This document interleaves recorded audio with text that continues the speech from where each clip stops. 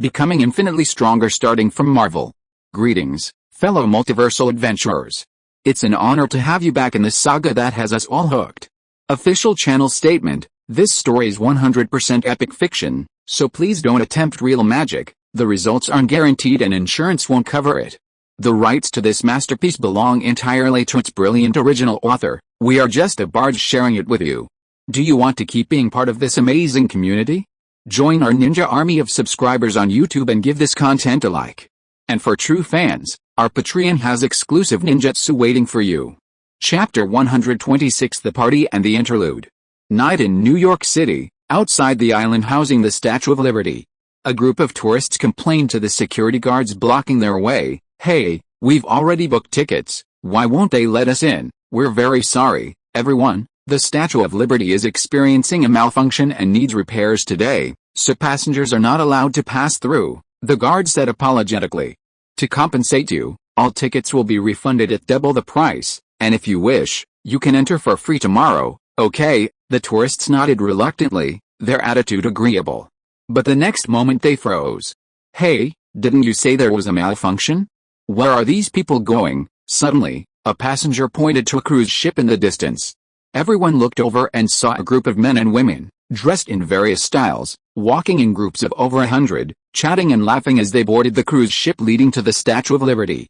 "Sorry, they are special personnel, we cannot disclose the details," the guard apologized. Near Flagstaff Square beneath the Statue of Liberty, the atmosphere was completely different from its usual tranquility.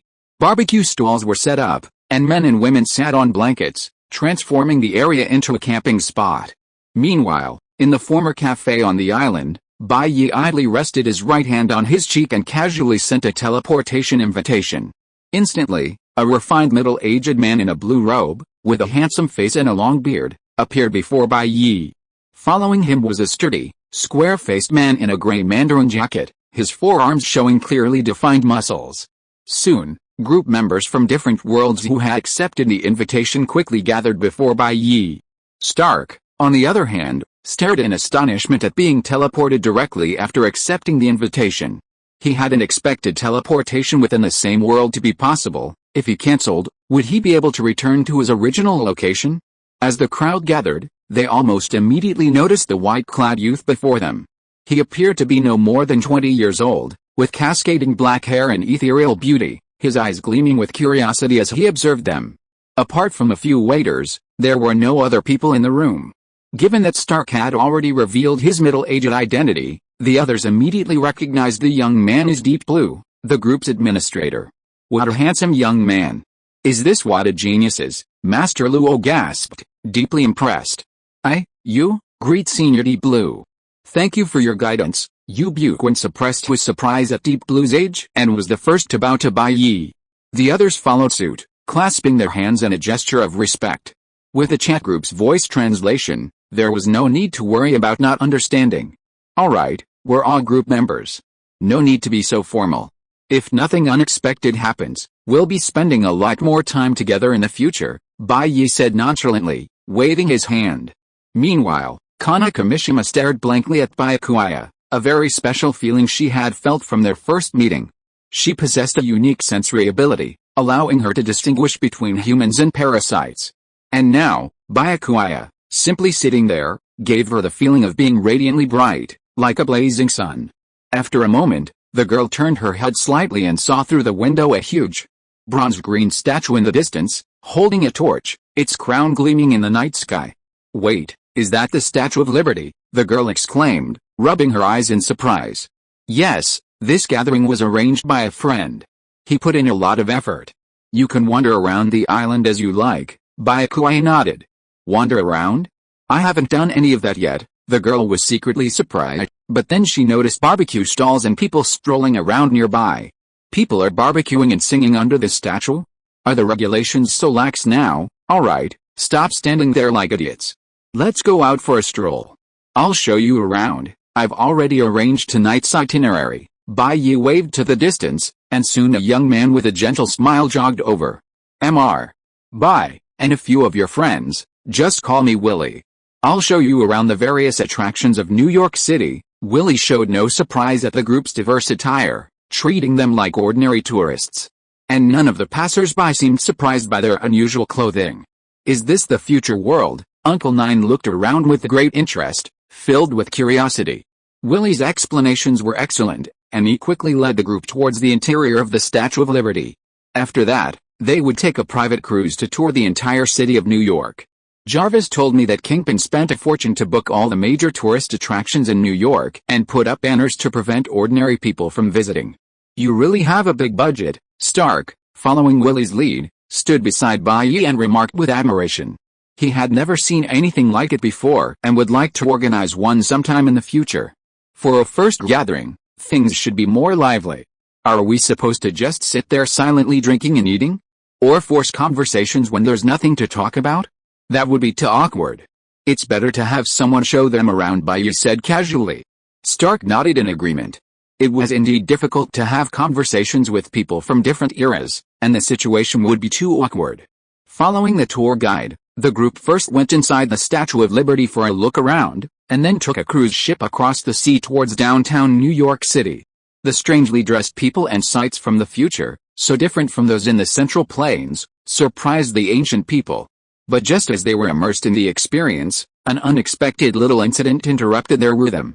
Hey, isn't that Mr. Bai over there? In a New York City restaurant, a group of people were enjoying dinner when Master Luo, with his sharp eyes, suddenly pointed to the screen on the television in the distance.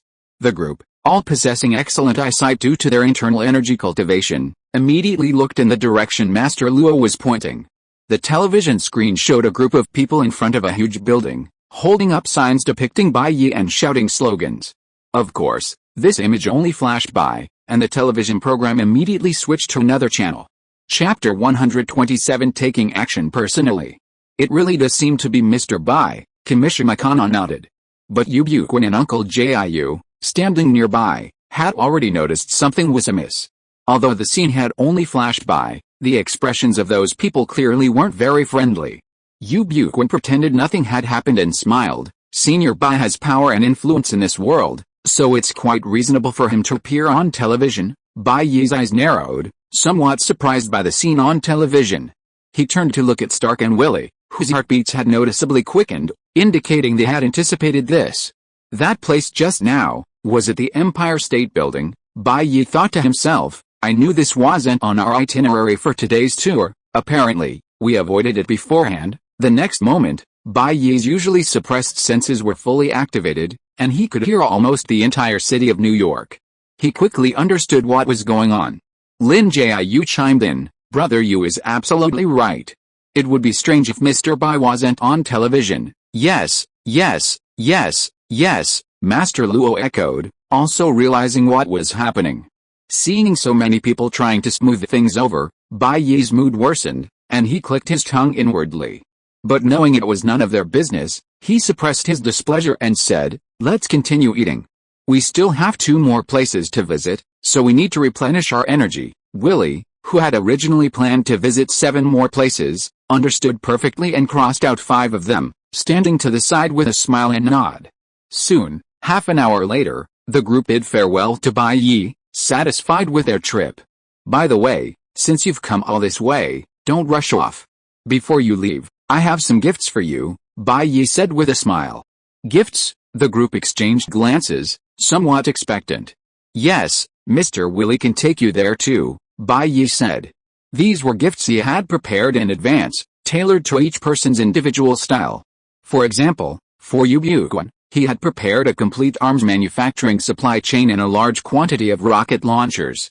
He gave Lin Jiu gold and Kimishima-kana jewels, fulfilling his duty as host. Soon, these people, filled with anticipation, followed Willie to collect their personal gifts. Watching their retreating figures, Bai Ye's face quickly darkened. Clap clap, Bai Ye lightly clapped his hands, and the next moment, time seemed to stand still for everyone on the street. The previously leisurely atmosphere fell into an eerie silence. Men and women strolling or playing on the street stood motionless. A small dog on a leash looked at its owner with confusion, not understanding why the other had suddenly become so still. Inside a roadside restaurant, a white-collar worker sat stiffly in his seat, the clock on his wrist ticking rapidly. The group members, because of the relaxed atmosphere, had overlooked one thing. Despite their different clothes, Why did everyone they met seem indifferent to his attire? The truth was, every passerby they had encountered along the way was an actor, from the Statue of Liberty all the way to the street where Bai Ye was now. To ensure everyone had a good experience, Bai Ye cleared all the tourists and passersby from each attraction, but the pleasant atmosphere was still somewhat ruined. At a street corner, the large, fat kingpin emerged from the side and trotted up to Bai Ye. "You already knew about what happened earlier?" Bai Ye asked calmly. Yes, Kingpin stammered. "I was planning to tell you last night, but I didn't want to spoil your fun today, so I postponed it a little." "You took matters into your own hands." Bai Ye glanced at him, noticing he barely dared to breathe, before looking away. "You've always done a good job. I hope there won't be a next time." Yes. Kingpin breathed a sigh of relief, then asked for instructions. "I'll go break all their legs now, just like before." "No need. You're too slow." Bai Ye looked towards the Empire State Building. "I'll handle it myself. You can prepare to take care of the aftermath." The aftermath? Kingpin looked up and saw Bai Ye's figure vanish in an instant amidst the rising storm.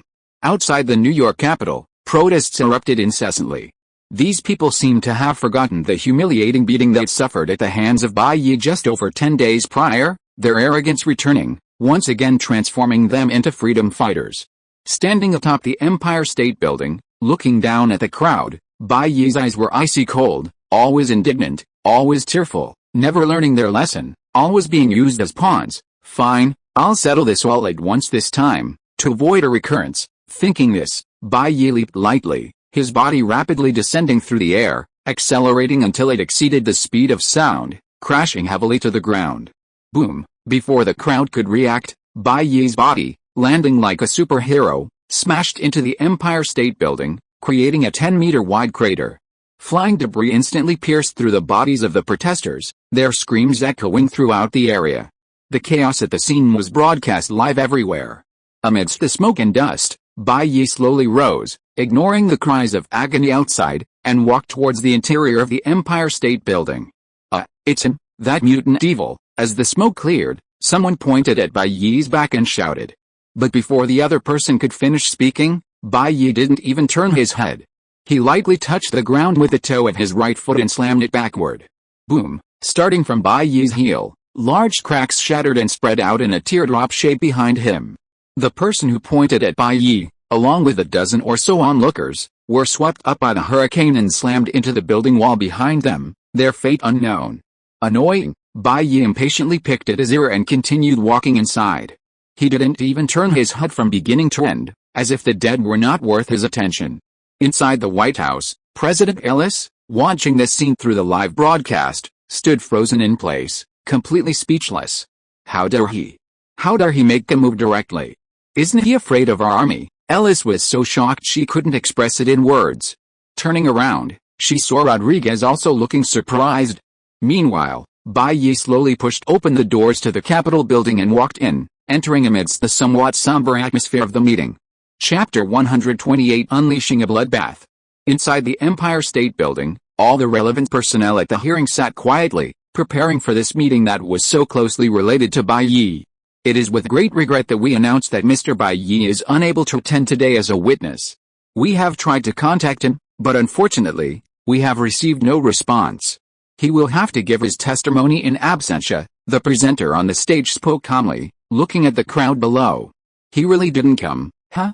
I guess he's too scared to come. It doesn't matter. As long as today's trial goes through, it will have an effect on him, even if he's absent. He's the one who broke my legs and arms, and now he doesn't even dare to come and see me. Hearing that Bai Ye wasn't there, a murmur rose in the room. The emotions of those present a mixture of resentment at being ignored and relief. Even though Mr. Bai Ye isn't here, we will still hold today's meeting as scheduled, and regarding, the presenter continued in a calm tone, but before he could finish, the door directly opposite the room was slowly pushed open, interrupting his speech. As the presenter stopped speaking, everyone followed his gaze to look behind him. A wildly black-haired youth with arrogant and unrestrained eyes slowly walked in through the door and loudly proclaimed, "I heard you're talking about me, Bai Ye." Everyone's heart skipped a beat, their previous arrogance instantly vanishing. Having actually seen the person in question, their previous arrogance and haughtiness were extinguished like Yi Gong seeing a real dragon. Compared to them, This youth was truly invincible, like a demon king. Although most people's arrogance was extinguished, there were still those who dared to draw their swords against the stronger one. A middle-aged man with a missing hand and a limp saw Bai Ye approaching, angrily standing up from his seat, leaning on his cane, and blocking Bai Ye's path, shouting, "You finally dared to come. Today I'm here to demand an explanation from you. Your hands." Bai Ye didn't stop, as if he hadn't heard the man's howl, walking straight towards the speaker's seat, where the middle-aged man stood blocking his way. Seeing Bai Ye's relentless pace, clearly about to collide with him, the middle-aged man instinctively stepped aside, but half of his body still grazed Bai Ye. Splat, like the sticky sound of meat sauce being splattered against a wall, Bai Ye's pace didn't slow at all, and he quickly reached the spokesperson. The spokesperson's face was now half covered in bright red tomato sauce, staring blankly at Bai Ye. Behind Bai Ye, the middle-aged man with the missing hand and limp, who had only slightly grazed Bai Ye, now only had half his body remaining standing, the other half like an exploded tomato sauce, splattered across half the conference room. The once solemn and unified conference room, after Bai Ye's actions, was transformed, one side resembling hell, the other a cathedral, a fusion of god and demon. The middle-aged man with only half his body swayed for a moment before collapsing. After a brief silence, violent screams erupted. But while they were loud, Bai Ye was even louder. Annoyed, Bai Ye turned and yelled at everyone. He inhaled deeply, then exhaled with a booming, resonant sound that erupted from his mouth. Roar! The sound shattered all the windows in the room, the deafening roar almost shattering the entire building. Everyone crouched on the ground, clutching their ears in pain, their minds ringing, barely able to think. Bai Ye glanced at them coldly, then turned and took the microphone from the speaker, who was also covering his ears. Speaking into the microphone, Bai Ye's expression was utterly indifferent. "This is a hearing, a place for quiet conversation. Don't scream and disrupt the order like you're in a street fight. If you have nothing to say, then listen to me. Anyone who dares to run away will die." Standing on the platform, Bai Ye's murderous gaze fixed on everyone below, most of them trembling. But some fearless individual stepped forward, glaring at Bai Ye and saying, "You're just threatening us with violence. I'm not afraid of you." As soon as they said this, those around them immediately distanced themselves, fearing they might be implicated. Through the cameras, Bai Ye's arrogant actions had already attracted the attention of much of the world. His behavior in front of so many people was astonishing, and even those higher-ranking officials who secretly didn't want anything to happen to Bai Ye couldn't protect him. Inside the villa, Camilla stared blankly at the television screen. Hadn't they agreed to go out for a party? How did things suddenly turn out like this? Meanwhile, in Bai Ye's phone, which he had left in the virtual space, multiple people were constantly calling him. Magneto, Ross, Gwen, Rogue, Nick Fury. A large group of people, each with their own motives, were dialing Bai Ye's number, bewildered as to why things had suddenly escalated to this point. Bai Ye grinned maliciously at the man who had stepped forward, saying, "You said you weren't afraid of me? Then why is your heart beating so fast, and why are your legs shaking?" Thump, thump, thump. The man's heart was pounding violently in his ears, but he gritted his teeth and said, "It's just nervousness." Bai Ye smiled and pointed at the man, saying, "This guy says he's not afraid of me, so as proof of his bravery, I will kill the person with the slowest heartbeat every 3 seconds until it's his turn." 1. Bai Ye counted, his right index finger shifting, and a purple light beam shot from his fingertip, piercing a person's heart. 2. 3 seconds later, the words fell again, and the second person collapsed. 3 seconds later, another person fell before Bai Ye, only then realizing that Bai Ye's words were true. Meanwhile, a woman was jumping frantically, her large breasts jiggling, hoping to increase her heart rate through exercise. Another man, his arm bandaged, gritted his teeth and gripped his still healing right arm tightly.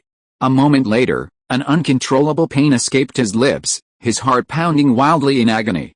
But one man chose to act differently from the others, going against the tide. He lunged forward, pulling out the man who had just stepped forward, channeling his inner strength, and slammed his right fist into the man's chest like a hammer blow. Bai Ye watched the man's attack with surprise, then gently lowered his arm and commented, solving the problem at its root. "Genius, what's your name? Why are you attending today's meeting?" Bai Ye inquired. "Mr. Bai, my name is Tabin. I'm a staff member here, I had to come," the man who had attacked replied. "Tabin, is it? You've satisfied me. You can leave now. Bai Ye waved his hand. If you are listening to this novel on a channel other than Fanfic World, it means it was downloaded and re-uploaded without effort. We warmly invite you to visit our channel, Fanfic World. There you will find the original version of this story and many other novels of various genres. We look forward to seeing you dive into a world of incredible novels. Chapter 129 White Knight, the great battle officially begins. Smiling, Bai Ye watched Tabin's departing figure, his gaze continuing to focus on the group of people present. Why? Bai Ye asked, looking at them. Why are you forcing me? I've already given up on ruling you. Are you tired of living? As he spoke, Bai Ye pressed his right hand on the wooden platform, and with a gentle tap, purple internal energy surged as he retrieved a standard 12-sided die. Bai Ye looked at the speaker and handed him the die, saying, Here, you roll it. Be careful, this will determine the fate of this planet. Hearing Bai Ye's words, the speaker looked down and saw that each side of the die was engraved with an English word: capitalism, feudalism, fascism, nationalism, democracy, anarchism, conservatism, religionism. The speaker tried to remain calm and asked, What is this? This is the system I will use to rule this planet. Whichever you roll, I will adopt, Bai Ye said with a smile. The system our planet uses? The spokesperson asked incredulously. Everyone stared at Bai Ye, incredulous. Had this guy gone mad, thinking he could fight against an entire planet's military might on his own? It was utterly delusional. That's right, from this day forward, I will permanently change this planet, Bai Ye announced live. From this moment on, I hereby declare the first Star War officially begun. I, personally, declare war on America, war on Britain, war on France. Amidst the contempt, disdain, disbelief, and anger of everyone present and watching the live stream, Bai Ye named each of those names one by one. Then, spreading his hands, he said, Come on, I will fight your entire world alone. Bring on all your planes, cannons, tanks, hydrogen bombs, missiles, and nuclear bombs. As long as you don't accept my conditions, don't accept my rule, I will fight on. I will fight until you submit. Let's start here. As for the system of this planet, that will be decided by the dice in his hand. At this moment, Bai Ye's actions had attracted global attention, with countless people watching his movements on television and computers. In the White House, President Ellis was incredulous. Has this guy gone mad? Going to war with the entire world? In France, the head of state stared blankly at the scene, then laughed out loud. Young man, you've become arrogant with a little strength. Do you really think you can fight the entire world? In Britain, the Prime Minister smiled and shook his head. Still too young.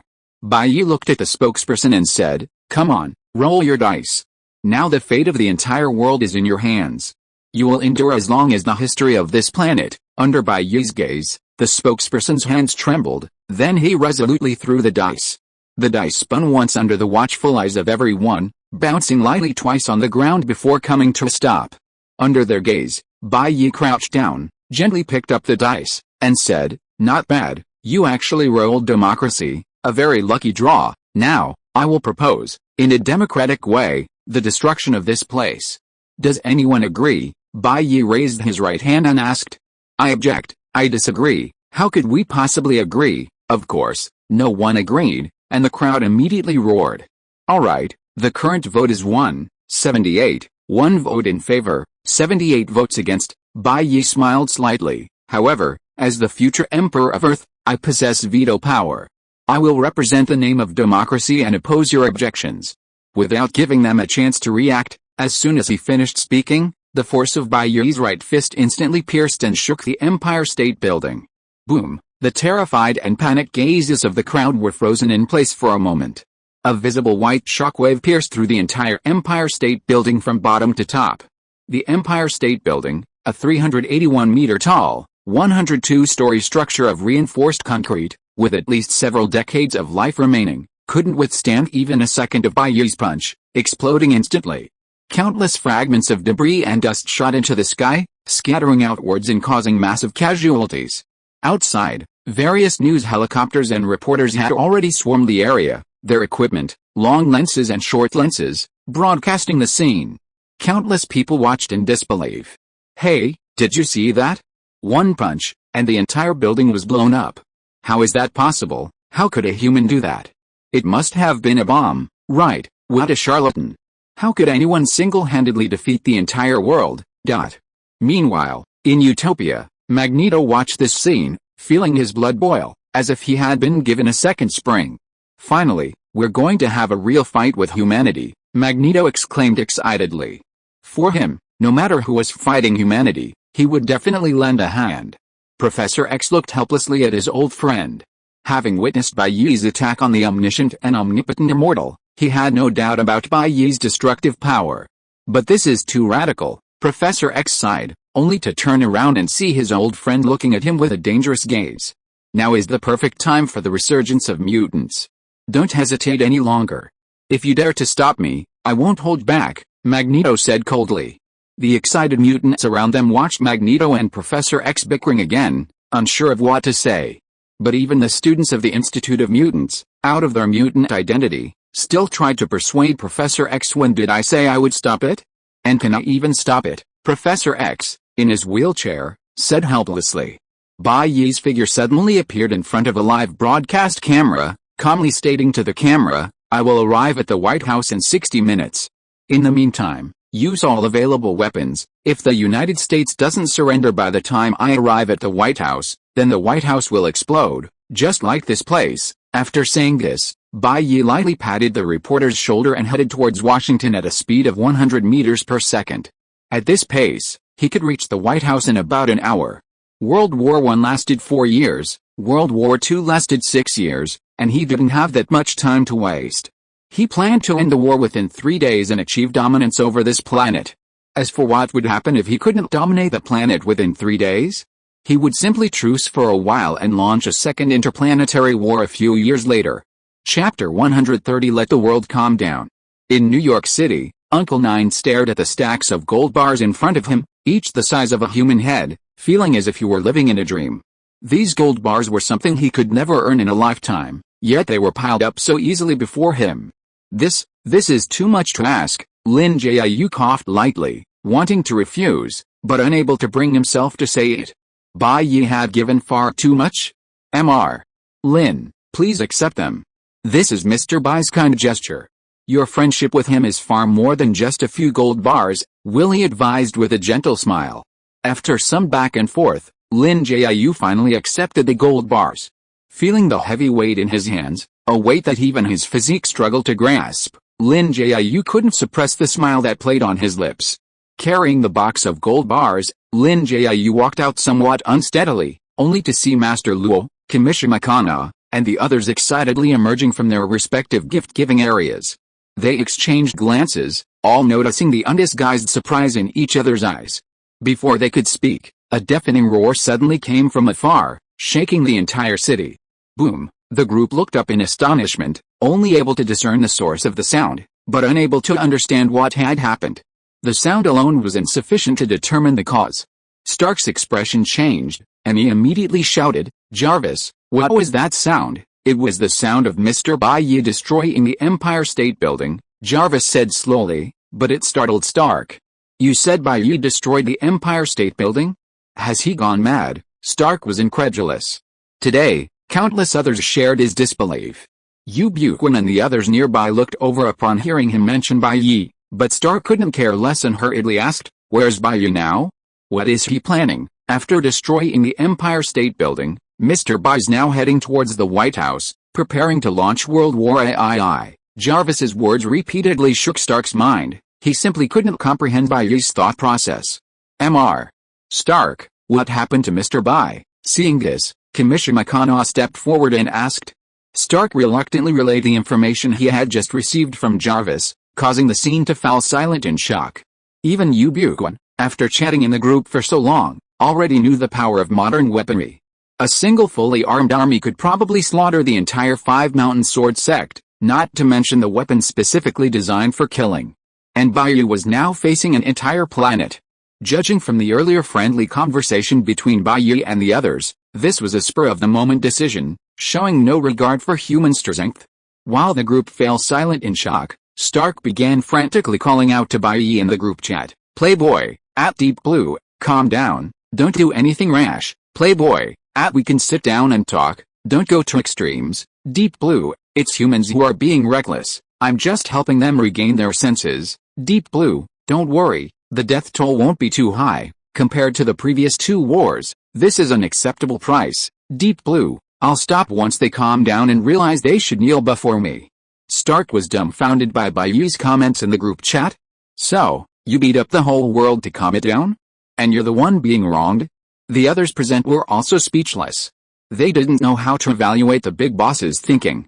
Master Luo sensed something was wrong and asked, so, are we going back? Kimishima Kana's eyes sparkled, and she shook her head, saying, I want to stay and observe a bit more. This was a battle against the entire world. She felt her inner Chuanibao burning brightly. Let's stay a bit longer. I want to persuade Mr. Bai to stop committing murder. Lin Jiayu sighed. Mr. Bai has done me a great favor, of course, I can't just ignore it, Yu Buqua nodded. On the outskirts of New York City, Bai Ye rushed towards the White House, his speed of 100 meters per second almost making him invisible. But the satellites urgently deployed in the sky locked onto Bai Ye's approximate location. Ellis, pale-faced, immediately said, we must stop him before he reaches the White House. Now, mobilize all available forces and keep him out of Washington. With this order, under the watchful eyes of the world, the entire United States mobilized. Faced with Bai Ye, a force of unparalleled power, they decided to go all out from the start. Meanwhile, inside SHIELD, Nick Fury looked at the researcher and asked, what are the chances of killing him? The researcher shook his head. If he doesn't want a direct confrontation, none of our weapons can even scratch him. Our weapons can't curve, but he can change direction in mid-air. Wait, he stopped, Hill suddenly said, watching the screen. The group turned to look and saw Bai Ye's rapidly moving figure stop in the wilderness. Dressed in white, his gaze coldly fixed on the sky, seemingly meeting their eyes through the satellite. What does he want? Hill asked, puzzled. Regardless, since Bai Ye has stopped, send out the Sentinel robots immediately, Nick Fury said through gritted teeth.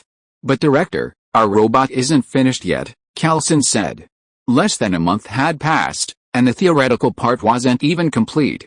We can't worry about that now. Deploy all available resources. If we don't win this battle, the whole world is doomed, Nick Fury gritted his teeth. Only he knew Bai Ye's destructive power. He had suppressed the matter of Bai Ye and Stryker Base, so very few people knew Bai Ye's combat strength. This resulted in the human government's lack of attention to Bai Ye, leading to this situation. At this moment, Bai Ye stood on the ground, quietly waiting. At his speed, it wouldn't even take him 5 minutes to get to the White House. He could spend the remaining 55 minutes playing with him.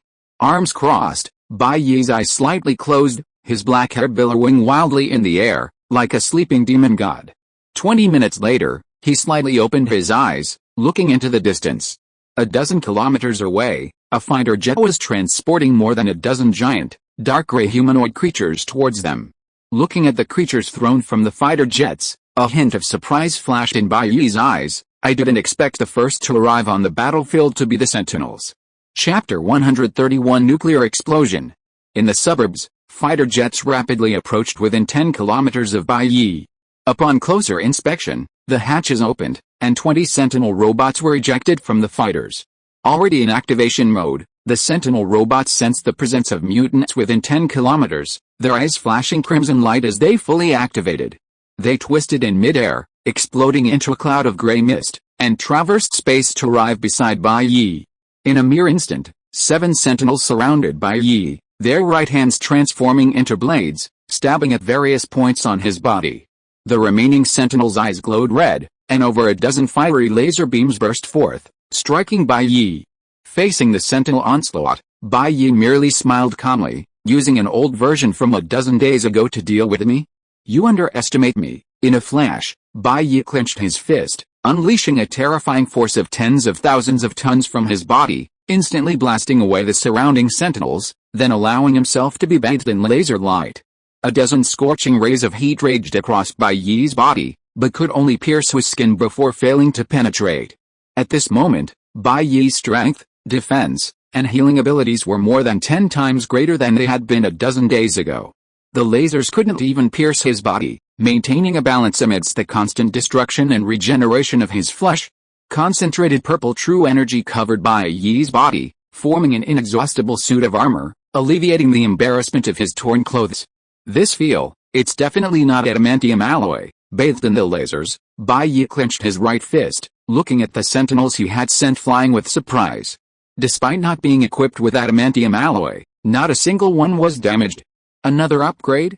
Looks like SYNOPSIS did a good job with their upgrades, Bai Ye exclaimed. As soon as he finished speaking, the sentinels who had been knocked away instantly teleported back to Bai Ye's side, their massive fists still hurtling towards him. Bai Ye retaliated with his bare hands. But at the moment of impact, a look of surprise flashed in Bai Ye's eyes.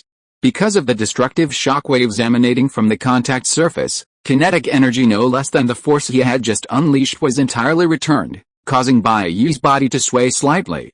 Seeing his reddened right hand return to normal, Bai Ye immediately understood. Did they stitch in another new mutant ability? This performance, this time it's Black King's energy absorption and release mutant ability? No wonder I couldn't kill him earlier. Understanding this, a serious glint flashed in Bai Ye's eyes. I really underestimated you guys. You even stitched this in. If I don't take this seriously, I might really be held back. Bai Ye's smile remained. In that case, I'll go all out too. As soon as he finished speaking, Bai Ye flicked his right hand, and a deep blue virtual attribute panel quietly appeared before him. Going all out naturally meant giving it his all. Name, Bai Ye strength. 4.4 plus 0.4, strength 60,000 tons, movement speed Mach 7, attribute points to be used. 0.2 deep blue, add points, Bai Ye shouted. The next moment, Bai Ye's panel flickered slightly, and his strength value jumped up slightly. In an instant, Bai Ye's physical attributes surged at a terrifying speed. Power surged. Dominance surged. Name, Bai Ye strength. 4.4 plus 0.6, strength 150. 000 tons, movement speed Mach 11, unused attribute points. 0 boom, a huge roar occurred in an instant, and Bai Ye's figure vanished from his spot. Before the sentinel robots could react, Bai Ye's right fist had already slammed into the abdomen of one of the sentinels. From Bai Ye's perspective, his full force punch didn't even leave a mark on the sentinel. All the kinetic energy was absorbed by the sentinel's ability. But this was far from over. To Bai Ye, who moved at Mach 11, these sentinels who could only keep up with him by teleporting were practically stationary. From Bai Ye's perspective, this second was still very, very long. In the air, almost frozen as steel, Bai Ye struggled to move.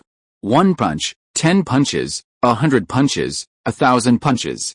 In less than a second, a full 2,364 punches slammed into these sentinels. Each punch weighed over 10,000 tons, enough to easily shatter a building hundreds of meters tall into pieces. The accumulated kinetic energy of thousands of punches easily exceeded the threshold that these 20 sentinels could absorb in a short time. Watching these sentinels, frozen in midair and having only moved 100 meters, Bai Ye smiled slightly and switched his sense of time back to normal. Time resumed its flow. In an instant, the accumulation of thousands of punches exceeded the upper limit that the sentinels could withstand. These 20 sentinels were completely transformed into a giant kinetic energy bomb, returning all the kinetic energy they had just absorbed. Instantly, the 20 sentinels detonated together, and in the intense light and heat, a mushroom cloud visible to the naked eye rose from the ground. The shockwave swept across, turning all the vegetation within a radius of several kilometers into dust. The tremors even traveled from the suburbs back to New York, shattering windows in parts of the city. Not far from the explosion, Bai Ye's hands hung limply, his once artistic hands now severely twisted and covered in wounds. As before, with his strength stat increased by 0.2 points above his other attributes, even a single second of full force burst was too much for his body. But Bai Ye's eyes remained calm, and his arms recovered completely within seconds thanks to his powerful healing abilities. Director, our sentinel, didn't even last a minute. Through satellite footage, Calson at SHIELD cried out in despair. Their most powerful ace had met such a fate right off the bat. The president just ordered the use of the hydrogen bomb. Use whatever yield is possible, Nick Fury commanded grimly. But the hydrogen bomb's speed can't keep up with him, Hill said. Don't worry, I believe he won't dodge, Nick Fury said coldly. Oh, a nuclear weapon. 7 minutes later, Bai Ye's gaze drifted into the distance, where a missile weighing 20 tons was hurtling towards them, trailing a long plume of flame.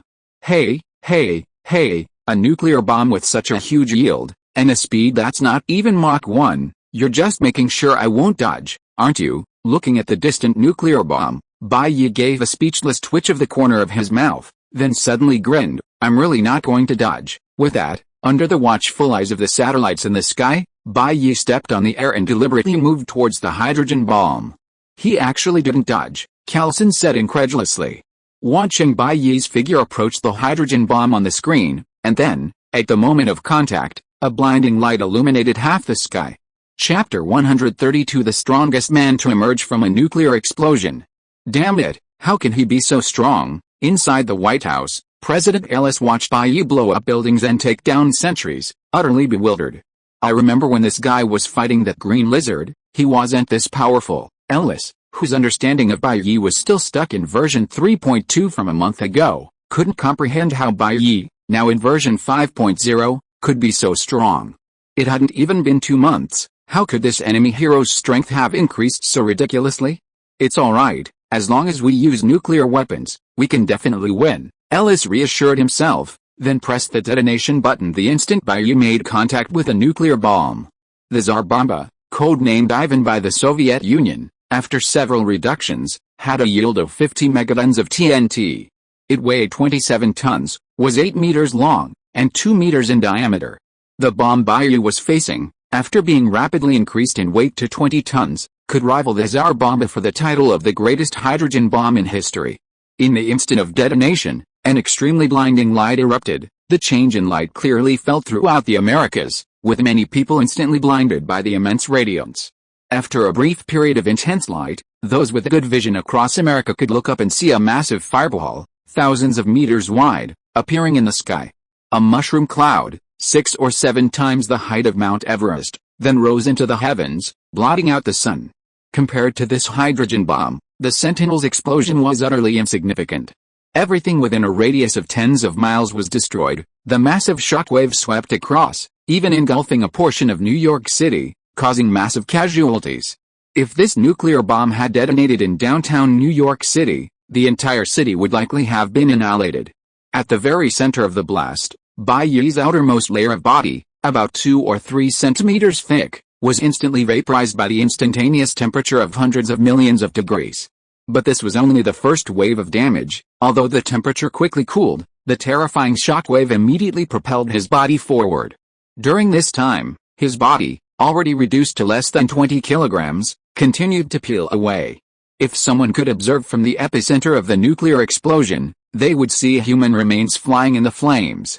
Anyone who saw even a small clump of charred remains, resembling a severed limb, would condemn Bai Ye to death.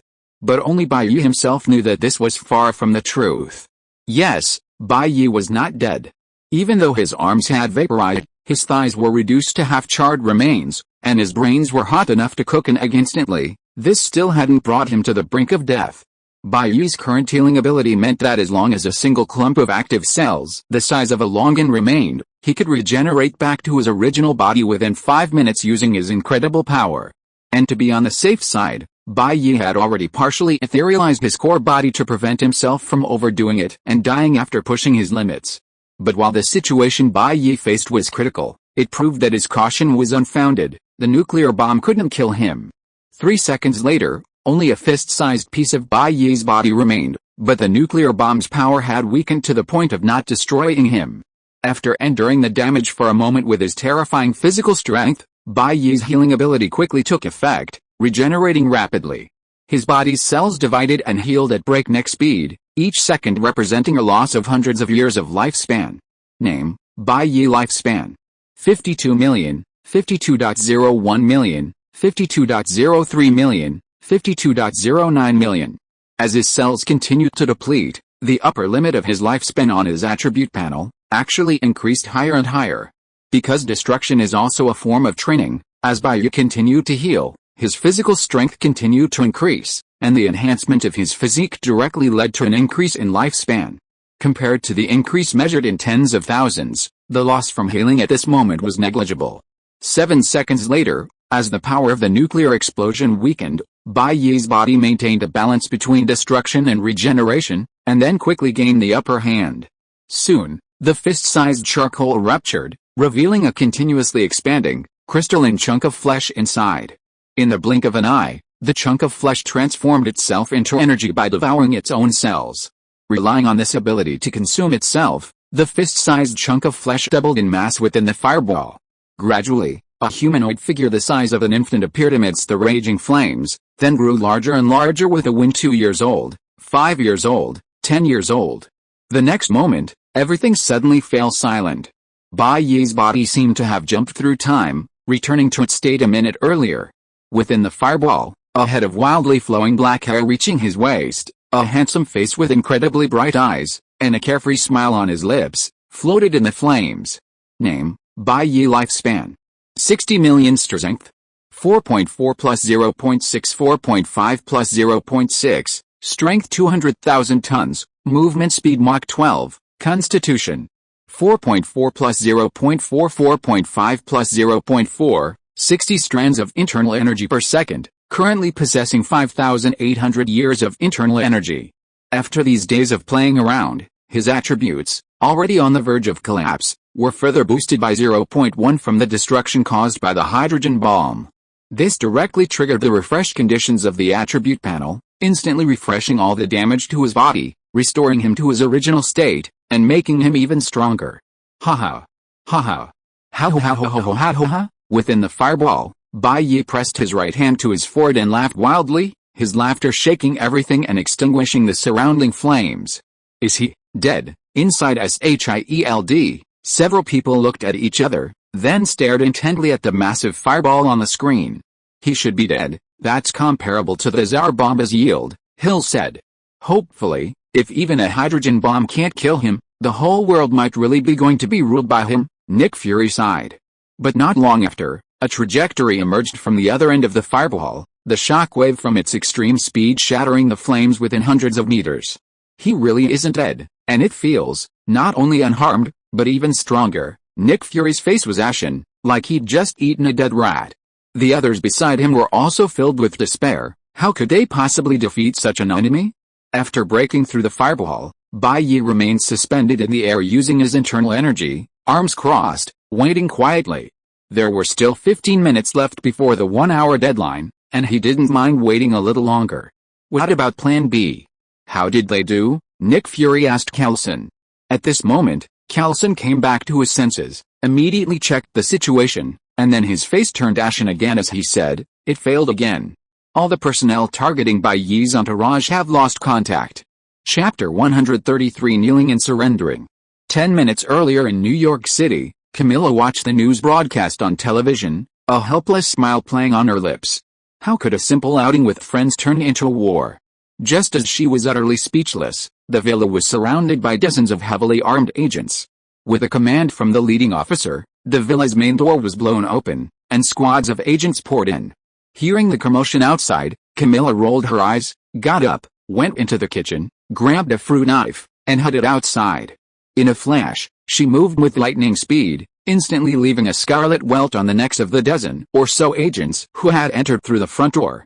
Holding a blood-stained fruit knife, Camilla looked disdainfully at the fallen men. If you can't even protect yourself, then these past 2 months of blood-sucking have been for nothing. Inside the Value Line building, Kingpin, 90% muscle, and having mastered the 2.0 version of the White Knight's everyone has merit technique, easily deflected bullets and ripped apart an armed soldier in front of him with a flick of his wrist. Mayor of New York? I'm too lazy for that, Kingpin sneered. Following Mr. White, at least you can become vice president, right? Kingpin's henchmen, like Tombstone and others, were also fighting nearby. In their thoughts, they even resonated with a certain black man surnamed Lee. When we storm the White House, seize the throne, Brother White Knight becomes president, Boss Kingpin becomes vice president, and we henchmen each get a position. Wouldn't that be wonderful? Meanwhile, in the city center, Gwen looked at the blood-stained agents lying before her, feeling her body tremble. Beside him, a woman brimming with internal energy smiled. Don't be afraid. We're here to protect Ms. Gwen on Mr. Bai's orders.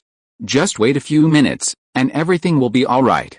At the nuclear explosion site outside New York, Bai Ye floated in the air, aided by his internal energy, awaiting the attack. 2 minutes later, he looked up. A tungsten rod, 30 centimeters in diameter, 10 meters long, and weighing 13 tons, fell from the sky, carrying terrifying kinetic energy under the force of gravity as it hurtled towards Bai Ye. A space-based weapon? Someone actually uses something this inefficient, Bai Ye chuckled, then realized that SHIELD possessed anti-gravity technology, making it easy to transport these tungsten rods into space. However, he didn't care. He slightly raised his right hand, extending it to meet the impact head-on. The next moment, at the instant of contact, the force of over 30 tons of TNT concentrated on Bai Ye's arm and exploded, like an intercontinental ballistic missile exploding. Bai Ye's right arm suddenly sank, then, with a groan of shattering bones, he forcefully withstood the impact of the tungsten rod. When his arm recovered, he held a tungsten ball reduced to the size of a fist. Boom! In an instant, his gaze fixed on the satellite launching the tungsten rod in outer space. After a few seconds of full-speed ascent, his body arrived directly in outer space. Looking at the space station before him, Bai Ye hurled the tungsten ball with his right hand. The terrifying kinetic energy propelled the ball through the atmosphere from several kilometers away, instantly shattering it completely. Watching the disappearing image, silence fell again in the room. In the White House, upon receiving news that Bai Ye was still alive, Ellis was at a loss for words. "President, the plane is ready," an agent reminded him, noting that Bai Ye's arrival was imminent. Ellis looked up, his eyes bloodshot, and asked Rodriguez, "Tell me, how did things get to this point?" The vice president shook his head helplessly, remaining silent. "Are you going to run?" Ellis asked again. Rodriguez suggested, "Why don't we surrender? If even a hydrogen bomb can't kill him, what can?" "Surrender," Ellis murmured, head bowed, a struggle churning within him. His presidential pride made it difficult for him to accept. Then, Ellis asked, "Do you think he'll let us live? If we surrender, we shouldn't die." "Yesterday I even tried to curry favor with him through Kim," Rodriguez said, noticing the president's strange look. "In your words, hedging your bets, isn't that normal?" Rodriguez explained matter-of-factly. "It's just that you all underestimated him, while I only paid slightly more attention than you." "So, are you leaving?" Rodriguez repeated. "I'm tired.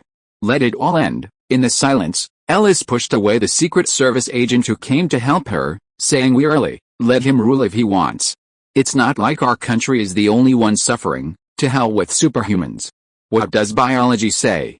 There are carbon-based life forms that can withstand nuclear bombs. Damn it." Having chosen to surrender, Ellis lost the composure of a president, letting go of all burdens and cursing.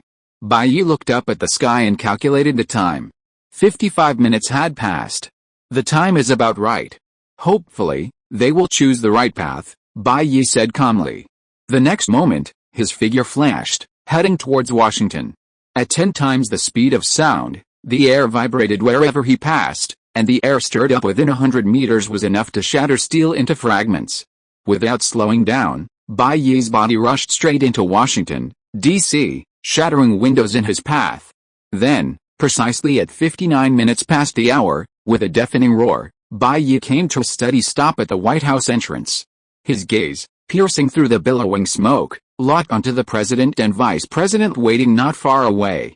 "Oh, it seems you've made your choice," Bai Ye said with a smile as he emerged from the smoke.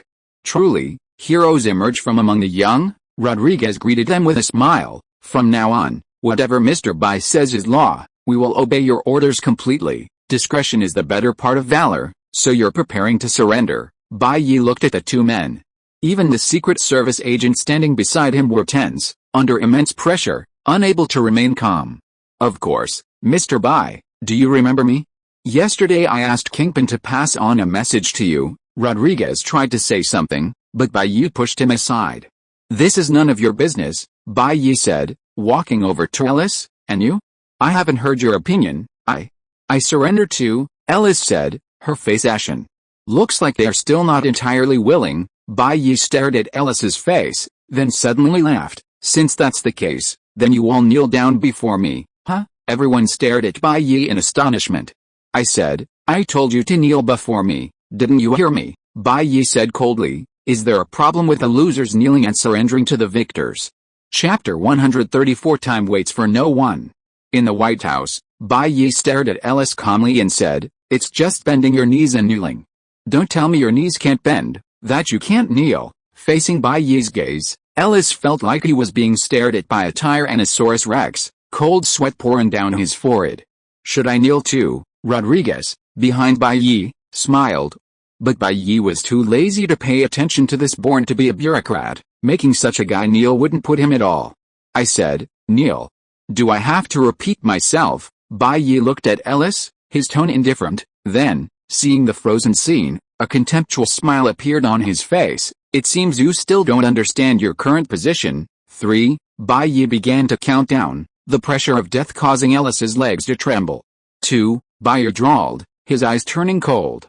The immense pressure finally broke Ellis's defenses, and his legs slammed to the ground. Seeing Ellis's gesture of compromise, Rodriguez breathed a sigh of relief, but the next moment, a hand moved even faster than Ellis's. Bang! With a muffled thud, everyone froze on the spot, staring blankly at Bai Ye, who had withdrawn his hand. In front of Bai Ye, Ellis's body had been forcefully pressed into the cement under the bricks, blood gushing from the ground.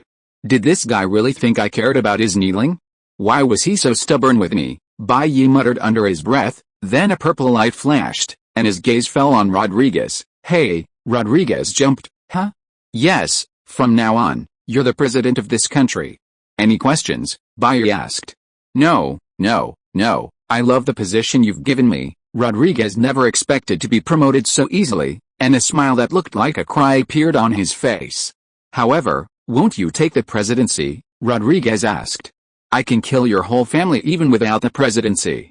Just take responsibility for me from now on, Bai Ye said nonchalantly. I'll provide whatever I want, of course, no problem, of course, no problem. The newly appointed president nodded repeatedly, unsure whether this was a good thing or a bad thing. After all, he would likely have to deal with Bai Ye many more times in the future, and who knew when he might die a horrible death like Ellis. So, what are your orders now? Rodriguez asked humbly. First, issue a statement to the world, saying that I have conquered this place. If other countries don't surrender, I will go to them one by one to demand an explanation, Bai Ye said. That might be a bit difficult, Rodriguez said awkwardly. Bai Ye frowned slightly. It's not that we don't want to, but the electromagnetic pulse from that hydrogen bomb explosion affected the entire Americas. Most electrical appliances were affected, and it will probably take some time to repair, Rodriguez quickly explained, then looked at Bai Ye nervously. Hearing this reason, Bai Ye observed his surroundings. Because of the proximity, the entire city of Manhattan is now affected by the electromagnetic pulse. Countless burglar alarms are ringing falsely, street lights are malfunctioning, shortwave communications are interrupted, and radar screens are malfunctioning. Internally, the machines are experiencing blown fuses, burnt-out electrical components, breached insulation, erased electronic system data, program corruption, wireless control equipment shut down, and alarm control failures. No problem, just be quick. Contact me through Kingpin as soon as the repairs are finished, Bai Ye casually remarked, surprised that post-war cleanup would be so troublesome. With that, Bai Ye pushed off the ground and vanished from his spot. Seeing Bai Ye leave, Rodriguez breathed a sigh of relief, but the next moment, several muffled sounds rang out. He turned around and saw 4 or 5 Secret Service agents lying on the ground, their hands on their weapons, seemingly dead for some time. When, Rodriguez was horrified. These were all agents who had tried to fight back after Ellis's death, but Bai Ye had taken them all down in an instant. Due to the electromagnetic pulse, the internet in the Americas fell silent, and netizens were unable to follow the progress. Those high-ranking officials with satellites also locked down information about Bai Ye, temporarily refusing to release it to the public. It seems America has surrendered. Seeing Bai Ye enter the White House without any resistance, the various countries understood. The entire battle had only lasted an hour, and the world's leading power had surrendered. But putting themselves in his shoes, when a being is unafraid of even nuclear weapons, their only choices are a dignified death or an undignified life. But the next moment, a researcher suddenly reported loudly, Bai Ye's position has started moving from the White House. Looking at the supersonic trajectory on the satellite, everyone asked anxiously, where's he going? This direction, towards Europe. Everyone who reached this conclusion broke out in a cold sweat. What was he planning? Bai Ye, of course, was unaware of their vigilance and unease, as he was currently moving towards Europe with an undeniable, massive commotion. Looking at the blatant trajectory of the attack, the British Prime Minister's face darkened. This guy, he just conquered America and he's already planning to wage war against us. "Prime Minister, what do we do?" someone asked. "What do we do? Surrender, of course. What else can we do? Go fight him," the Prime Minister snapped. 25 minutes later, Bai Ye's figure traversed over 6,000 kilometers, arriving directly at the British capital.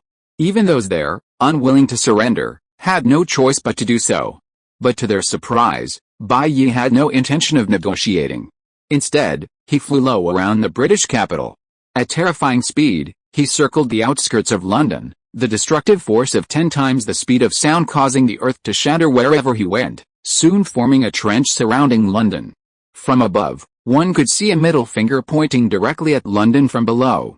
"Is this guy drawing?" The British Prime Minister's expression was incredibly strange. This was practically a blatant declaration of sovereignty. A few minutes later, Bai Ye, who had been wandering around London several times, finally walked in and said, "The network in America isn't very good, so I'm borrowing your signal to announce this to the world." Seeing the young man's seemingly natural surrender, everyone felt a surge of resentment, yet they were powerless to resist. 3 minutes later, as the UK began its live broadcast, the whole world saw the solemn-faced Prime Minister and the leisurely Bai Ye seated in Buckingham Palace. Chapter 135 Serving Bai Ye. "They lost this battle fairly, and Ellis has already sacrificed himself," the Prime Minister said to the live broadcast camera. This was his first sentence, stating the facts and providing a suitable reason for his subsequent surrender. After all, they had all been defeated, so his surrender was quite reasonable, right? To avoid unnecessary sacrifices, other forces just called us, saying they are willing to negotiate, the Prime Minister said. Other forces? In order to, he wanted to say something more, but was pushed aside by Bai Ye the next moment. "Stop babbling and get out of here," Bai Ye said impatiently, then grabbed the microphone and said, "That's right, it's me. I've successfully achieved the goal I set beforehand. Of course, if anyone thinks I'm not qualified or doesn't agree with this result, I'll personally come and demonstrate again," Bai Ye announced to the live stream. "Just like the dice I rolled before, I will govern in the way the dice show. As for the definitions of words, you must use my understanding. There are so many regions, I can't possibly remember them all. From now on, we'll divide them into American region, British region, etc. As for the political system of each region, I respect you. Do whatever you want. I'm too lazy to care anyway. After all, I'm not running a charity. It doesn't matter how you do it, each region is responsible for negotiation. But as the supreme being, I must ensure that my word is law, to prevent me from having a sudden whim and launching a human extermination plan or a battle royal or something. But since there aren't enough people in each region for my amusement, the total population must be controlled to over 6 billion. Those regions that don't meet this requirement, their rulers can just die." Watching Bai Ye announce his purpose to the world, the entire world fell silent. This blatant and undisguised indifference made everyone feel as insignificant as insects. In Bai Ye's eyes, the planet beneath his feet was like a toy. Human lives worthless. He didn't care whether they were doing well or poorly, as long as he could complete his orders. He didn't care about his subordinates. It was as if he treated the entire world as a giant open-world video game, and he was the only player. When he was in a good mood, he could shower them with money, but when he was in a bad mood, he would simply destroy the entire world. This guy, watching the live stream, Stark recalled what Bai Ye had told him back in Afghanistan. Bai Ye's friendship can be used, but it cannot be absent. The members of the chat group watching Bai Ye's nonchalant attitude in the live stream were secretly alarmed. This was completely different from the gentle and refined manner he had displayed when chatting with them before. They couldn't defend him. They couldn't defend him. They couldn't defend him. Everyone present had this thought in mind. They absolutely couldn't bring annihilation to their world. Oh, right, Bai Ye suddenly remembered something. On such a memorable day, of course we should celebrate properly and let everyone have some fun. In that case, I'll do 3 things first: throw money, and throw money some more. Bai Ye kept talking to the camera about things that couldn't pass censorship, including wildly imaginative ideas like throwing money around and giving people free graduations. Meanwhile, the whole world was sweating bullets as Bai Ye kept spouting his ideas. He was really treating the planet like a giant online game, completely disregarding the consequences. Anything else to add? Bai Ye looked at the people around him, hoping they could provide some inspiration, but they immediately shook their heads vigorously. Bai Ye had only been talking for a short while, and he already had a huge impact on the world. He didn't even dare to imagine what might happen if he continued. Just throwing money into everyone's account globally could cause massive economic turmoil. That's all for now. I'll let you know when I come up with some fun ideas, Bai Ye said to the camera, eliciting a moment of silence from the world. As the live stream ended, the entire world was instantly thrown into an uproar. The whole globe was discussing what had happened. No one had imagined that in just 2 hours, they would become Bai Ye's subjects. Especially every word Bai Ye uttered during the live stream, capable of causing a global sensation. Ankana, hands-off management, splurging everyone with money, graduating students, each statement was incredibly abstract, making people question their existence, and when put together, they were of unparalleled weight. Half an hour later, Bai Ye lay sprawled on the sofa in Buckingham Palace. Someone nervously approached and reported, just now, the U.S. region said they've fixed the network problem and restored basic communication. As for the damaged hardware, they're still dealing with it, not bad efficiency. Bai Ye nodded to indicate he understood, casually taking out his phone from his virtual space. Kingpin was calling. He casually answered the phone, and Kingpin's excited voice immediately came through. Mr. Bai, I'm at the White House now. Oh, that's perfect. Rodriguez's position is vacant, so you can take it, Bai Ye said. Originally, he wanted Kingpin to take the position directly, but since the position had just become vacant and Kingpin wasn't around, he decided to just pick someone. Deputy. Kingpin was a little disappointed, but still smiled and said, of course, no problem. I'll follow Mr. Bai's orders completely. Okay, that's settled then. By the way, you know SHIELD, right? If you don't, go look it up and lock them all up so they can come see me, Bai Ye said. After Bai Ye hung up the phone, Kingpin turned to Rodriguez, who smiled and extended his right hand, saying, I look forward to your guidance, Mr. Wilson. Kingpin, feeling somewhat cheated, was in a bad mood, but since it was Bai Ye's arrangement, he still shook hands with him. Sensing Rodriguez's displeasure, Rodriguez said, Mr. Wilson, please don't be so formal. Our positions don't affect our spirit of serving Mr. Bai. As long as we always keep Mr. Bai's interests in mind, he won't treat us unfairly. That old bastard is definitely better at sucking up than I am, Kingpin thought to himself, but his face remained impassive, and he smiled back, you're right. If it weren't for Mr. Bai's arrangement, I might still be working as a gangster in New York. Of course, there's nothing wrong with being a gangster, but the presidency would allow me to better serve Mr. Bai. If you are listening to this novel on a channel other than Fanfic World, it means it was downloaded and re-uploaded without effort. We warmly invite you to visit our channel, Fanfic World. There you will find the original version of this story and many other novels of various genres. We look forward to seeing you dive into a world of incredible novels. Chapter 136 Wild Dogs? Guardian Beasts of the Nation. Mr. Wilson, inside the White House in Washington, D.C., Rodriguez suddenly said to Kingpin, I have a question I'd like to ask you. What is it? Kingpin asked, looking at the man who had suddenly become serious. Rodriguez said solemnly, I'd like to know, Mr. White, what his hobbies are? For the safety of the entire world, I think we must serve Mr. White's mental and physical well-being. Kingpin gave his colleague a deep look, completely at a loss for words. He felt Rodriguez was absolutely right. After all, White's temper was more unpredictable than the April weather, and if he ever became unhappy, they would be the ones with headaches. Before, he was a gangster, so he didn't care about these things. The world was in chaos, the more chaotic the better. But now they had successfully risen to power, becoming the administrators, and the entire country was now under their control. Even for the sake of life, they had to do their best to govern. After all, although White said, you can manage however you want, he couldn't really manage recklessly, could he? If things really get out of hand, and someone messes with Bai Ye and angers him, they'll be the ones to suffer the consequences, following the entire chain of relationships. So, as the people in charge, they have to be careful. But I really don't know what Mr. Bai likes, Kingpin said, looking troubled. He wasn't actually very close to Bai Ye. At most, he was a useful subordinate. He genuinely didn't know what Bai Ye liked. Please think about it again, this is very important, Rodriguez emphasized. After careful consideration, Kingpin suddenly looked up and said, I remember now. Mr. Bai is quite, I mean, he's still young and likes to associate with good-looking people. After all, It can promote mental and physical pleasure. Oh, that's very simple. Rodriguez snapped his fingers. For Bai Ye's current status, beauty is the easiest thing to satisfy. He could change 10 women a day without a problem, and with Bai Ye's current status, getting women is easy, isn't it?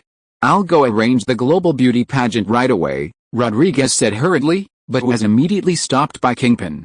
Don't make it too blatant. Be mindful of Mr. Bai Ye's attitude. Keep it private, don't make a big fuss, Kingpin said, fearing that if the other party went too far, Bai Ye would lose face and blood would spill over onto him. You're right, it's better to start with a small-scale screening, Rodriguez nodded in agreement after thinking for a while. Let's start by looking within Mr. Bai's social circle, reasoning with them and appealing to their emotions. There's one more issue, Kingpin said. Mr. Bai's latest instruction is to immediately arrest all the people from SHIELD. SHIELD? Of course, no problem, Rodriguez immediately agreed. After staying at Buckingham Palace for a while, Bai Ye returned to New York amidst the trembling gazes of the people in London. New York was in chaos at this moment. Parts of the city had been affected by the previous hydrogen bomb, resulting in heavy casualties. To Bai Ye's surprise, the people in the chat group had not returned but had stayed until now, looking at him with a hint of awe. What's wrong with you all? There's no need for that expression, Bai Ye waved his hand and said, in my eyes, you are different from everyone else. There's no need to be so reserved, but even though Bai Ye said that, the arrogant attitude of wanting to confront the whole world from before still couldn't be erased from the hearts of the chat group, and they couldn't relax at all. Bai Ye, I think your attitude during the live stream, wasn't it a bit bad? Tony Stark, who was standing next to him, was about to say something, but the next moment Bai Ye's gaze fell on him calmly, making his heart skip a beat. For the sake of his family, his tone immediately became gentle and polite. Bai Ye said, is there a problem? After all, this is your planet now. I think you should take responsibility, at least be a wise monarch. How about that? Stark tried to choose his words carefully so as not to anger Bai Ye. Why? I'm here to be an emperor, not a public servant, Bai Ye said. Wasn't the reason this whole thing started because they insulted me, so I took action, so after I take over, I'll have to give them a good life? Am I supposed to be begging on my knees, me, take care of their feelings? Then who'll take care of mine? They're all scheming against me behind my back. Except for Rodriguez, who tried to befriend me, everyone else is just watching the show. If they like watching so much, then they can all kneel and watch, Bai Ye said with a disgruntled expression, making Stark afraid to even breathe, and the surrounding people fell silent. Seeing Stark's expression, Bai Ye nodded and said, didn't you say you wanted them to have a bad life? No problem. If you think there's something wrong with this world, then you go and fix it. Go find Kingpin later. Add whatever laws and policies you want. I'm too lazy to care. If you're willing, you can take over this mess. As long as it doesn't affect me, you can manage it however you want, Bai Ye said, directly handing over the power to change laws, a power that most people were insanely jealous of, to Stark. Me, Stark was dumbfounded. How did persuading others lead him to power? How could a capitalist like him manage the government so casually? Bai Ye teased. What's wrong? You always spout off a bunch of high-sounding principles, like taking responsibility, but when it comes to you, you're reluctant to do it. Fine, I'll take it then, Stark gritted his teeth. It's just managing a planet, what's so difficult about that? You said it yourself, if the planet descends into chaos, it'll be your responsibility, Bai Ye insisted. He wanted to see how this playboy Stark would manage the planet, whether he'd actually come up with a right of first night. The people around were speechless. Deciding the highest decision-maker of a planet with just a few words was truly absurd. What about you? Do you want to stay in this world and become officials? If you're willing, I can give you the authority, Bai Ye said, looking at everyone, as if he were trying to elevate even his stray dogs to the status of guardian beasts. Ha, senior, no need, no need. Kana Commissioner waved her hand awkwardly, and the others also refused one by one. If you don't like it, that's fine. Just tell me when you want to, Bai Ye said indifferently. Chapter 137 Offline Monarchy. After a brief chat, seeing that the incident was over, the group members, each with their own feelings, chose to return. Goodbye, Senior Bai, Kana Commissioner waved politely, pressed the return button, and her body disappeared from the universe in the next moment. Watching the group members disappear one by one, Bai Ye took out his phone from his pocket and pressed the answer button. What is it, Mr. Bai? All the people from SHIELD have disappeared, Kingpin reported seriously. Disappeared? Bai Ye was stunned. Yes, when we found their headquarters, most of the core members had already left in advance, and we don't know where they have moved to now. I understand, Bai Ye nodded slightly, without saying anything more. They've escaped, so be it. How long can they escape? If they can't kill me now, will they have a chance to turn things around later? Time is on his side. Seeing that Bai Ye didn't blame him, Kingpin breathed a sigh of relief, thanked him again, and prepared to hang up the phone. By the way, I think I need to talk about the mutants, Bai Ye suddenly thought. Mutants? Of course, as your fellow mutants, they should no longer be discriminated against. From now on, mutants are a superior race on Earth, directly possessing criminal immunity, Kingpin said immediately, his mind racing. Well, there's no need to be so extreme. Bai Ye, feeling that this might create celestial dragons, couldn't stand it anymore and stopped him, passed the previous mutant registration bill directly, but it can't be open to the general public. As long as there's no discrimination, then those mutants with defects due to their mutant abilities will be treated as a vulnerable group and given some subsidies and allowances, Bai Ye said. No problem, Mr. Bai. Is there anything else you need? Kingpin nodded in agreement. Nothing else, Bai Ye said, hanging up the phone and turning his head. How about that? Should that be about right? Thank you very much for your help, a waiter controlled by Professor X said contentedly. Bai Ye had fulfilled his lifelong dream. However, the mutant registration bill, Professor X hesitated. Don't worry, I'm a mutant too. Would I harm them? Those laws won't be open to the public. You have the right to borrow them. All matters concerning mutants will be handled by you and Magneto, Bai Ye said. Meanwhile, in a soundproofed room, Pierce glared indignantly at Nick Fury. Fry, do you know this is defection? You've hidden all the core members of SHIELD. Have you forgotten our organization's original purpose? Nick Fury wasn't intimidated. He looked at Pierce calmly and said, Pierce, let's cooperate. Fry, what do you mean? I already know you're Hydra. Bai Ye told me. Nick Fury laid his cards on the table. Pierce's angry expression immediately turned to utter shock. I don't understand what you mean, Pierce denied immediately. There's no need to hide it. I originally planned to eliminate all Hydra within SHIELD, but this happened ahead of schedule. Nick Fury looked at Pierce and said, compared to the current White Knight, your threat is nothing, so, let's unite. Let SHIELD and Hydra completely unite to fight against the White Knight, Nick Fury said, pushing a paper document towards Pierce. You should know what a fully fledged Sentinel is. Dr. Reed has now completely researched the theoretical part. All we need is enough time and resources. You should know that the Hydra Fanatic's century of persistence and forbearance will absolutely not compromise with the White Knight, and the White Knight has discovered you. This conflict is inevitable, Nick Fury said calmly, looking at Pierce's increasingly grim face. So cooperate.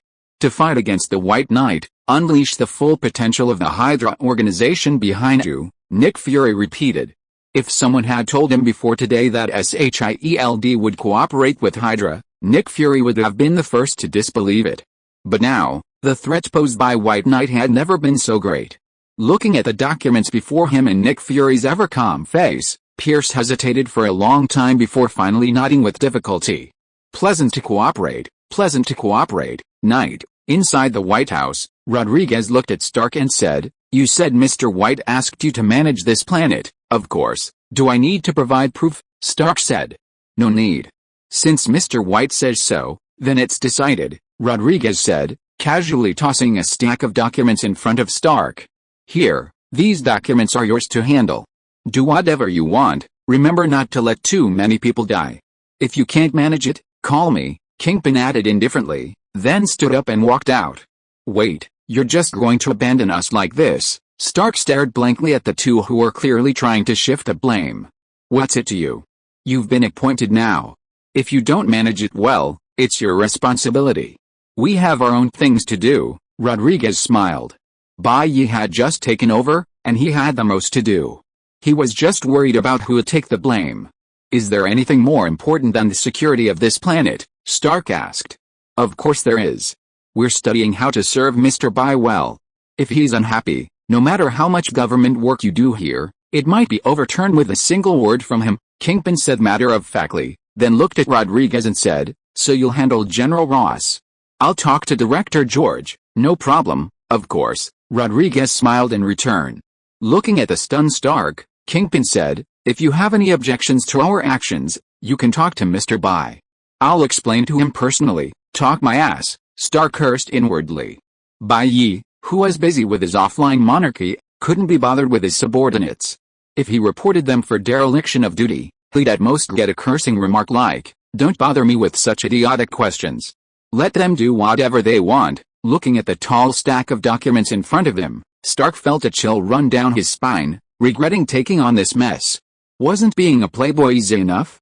"How many days do you think he can last?" Kingpin asked casually from outside.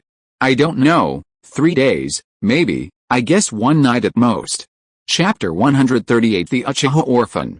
In New York City at night, Bai Ye walked silently home, the cold wind constantly whipping his sleeves. His gaze fixed on the panel before him, Bai Ye pondered for a moment, then clicked on the group list and began browsing.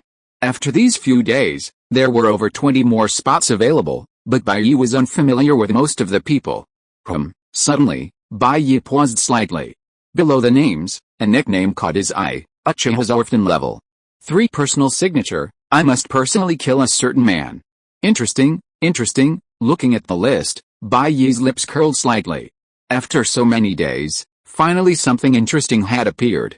Without much thought, Bai Ye's finger flicked, and the next moment, a cold voice echoed in everyone's minds, "Uchiha's Orphan joined the chat group." In Konoha village, Uchiha Sasuke suddenly heard a voice in his ear. "Welcome to the multiverse chat group." Who is it?" Uchiha shouted. Since he was in Konoha, he didn't suspect anyone was attacking him. Looking up, he saw a shimmering virtual screen suddenly appear before him, displaying different languages. Although each language was different, some he recognized, others he had never learned, he could easily understand their meaning. "Is this a genjutsu?" Sasuke's heart grew wary. "Kamijimakana, newcomer, don't be afraid. You can check the group entry instructions in the description section, everything is explained in detail there." Group entry instructions. Uchiha looked at the messages in the group. There seemed to be no immediate danger, so he abandoned the idea of reporting and instead followed the group members' instructions to open the group entry instructions in the description section. But the more he read, the more alarmed Uchiha became. If this chat group wasn't lying, then he had definitely hit the jackpot. Meanwhile, Byakuya silently watched the screen, not saying a word, disliking awkward conversations. "Now, with the Uchiha clan, we already have 2 level 2 members. If we get one more, the chat group will reach level 3, Bai Ye pondered, and when he looked up, he was back at the entrance of his villa.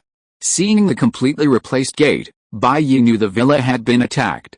However, he wasn't worried about Camilla's safety. After drinking his blood for 2 months, even Spider-Man could be taken down in 2 punches. Without knocking, Bai Ye entered an ethereal state and quietly entered the villa. The entire villa was silent. Bai Ye pushed open the bedroom door and saw Camilla lying peacefully on the bed reading.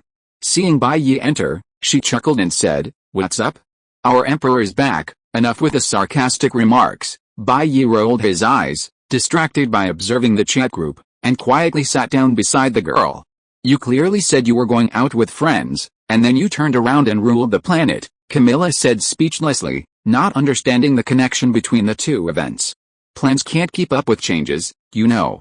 I originally wanted to play around with them, I didn't want to start a massacre today, but those people wouldn't give me face," Bai Ye said. "However, even if it weren't for today, we would still have to rule in the future. This can be considered using war to divert internal conflicts." "Internal conflicts? What conflicts do you have?" Camilla asked suspiciously. Bai Ye simply shook his head and didn't speak, not wanting to answer. But the next moment, Camilla put down the book she was holding, straddled Bai Ye's lap, placed her hands on his shoulders, and took the initiative with a slightly seductive look in her eyes, saying, "Lord of the planet, tonight I want to." "I refuse," Bai Ye said without hesitation. "Why?" Camilla asked in surprise, feeling that Bai Ye was changing more and more. Before, he would take the initiative without her having to say anything. Bai Ye looked at the value that his strength was 0.3 stronger than his spirit and said somewhat depressedly, "Before, for the sake of battle, my strength accidentally increased too much, and now I can't control it. If I don't lock it, I can really beat you through. How long will it take? Camilla asked with concern. If I were to fully increase my mental stats, it would probably take about 5 or 6 days, Bai Ye calculated, meaning he would have to abstain from sex for several days. So, you can't right now, Camilla grinned mischievously, but then met a pair of dangerous eyes. I suddenly had an idea, Bai Ye said. If I used my ethereal ability to hide my urethra beforehand, then when I ejaculate, even though it's aimed at you, the matter should appear in the ethereal space, right? Seeing Bai Ye's eager expression, a bead of cold sweat trickled down Camilla's forehead. You wouldn't be thinking, okay, the theory holds true, let's begin the experiment. Bai Ye looked at Camilla and smiled wickedly. The next moment, a hand covered Camilla's head and pressed her down sharply. After a night, Bai Ye got up and stretched his body slightly, looking at the exhausted girl beside him, who had fallen into deep sleep even after her strength recovered, and smiled slightly. As it turned out, the experiment was a great success, just as he had predicted. He casually opened a chat group, where the newly joined Uchiha was constantly sending him messages. Uchiha's orphan, at Deep Blue, can you help me get revenge? I'll pay any price. Just as I expected, Bai Ye looked at the Uchiha's message in the group and understood. After learning everything in the group, the other party immediately thought of revenge against Uchiha Itachi. It seemed the Naruto timeline was still relatively advanced. Bai Ye smiled faintly at the Uchiha's request and agreed without hesitation. After all, this was too interesting. Deep Blue, of course, no problem, but I have a few questions I'd like to know. First, are you still in Konoha? What major events have happened around you recently? In Konoha, Uchiha Sasuke, who hadn't slept all night staring at the panel in front of him, was stunned when he saw Bai Ye's reply. How did the other party know?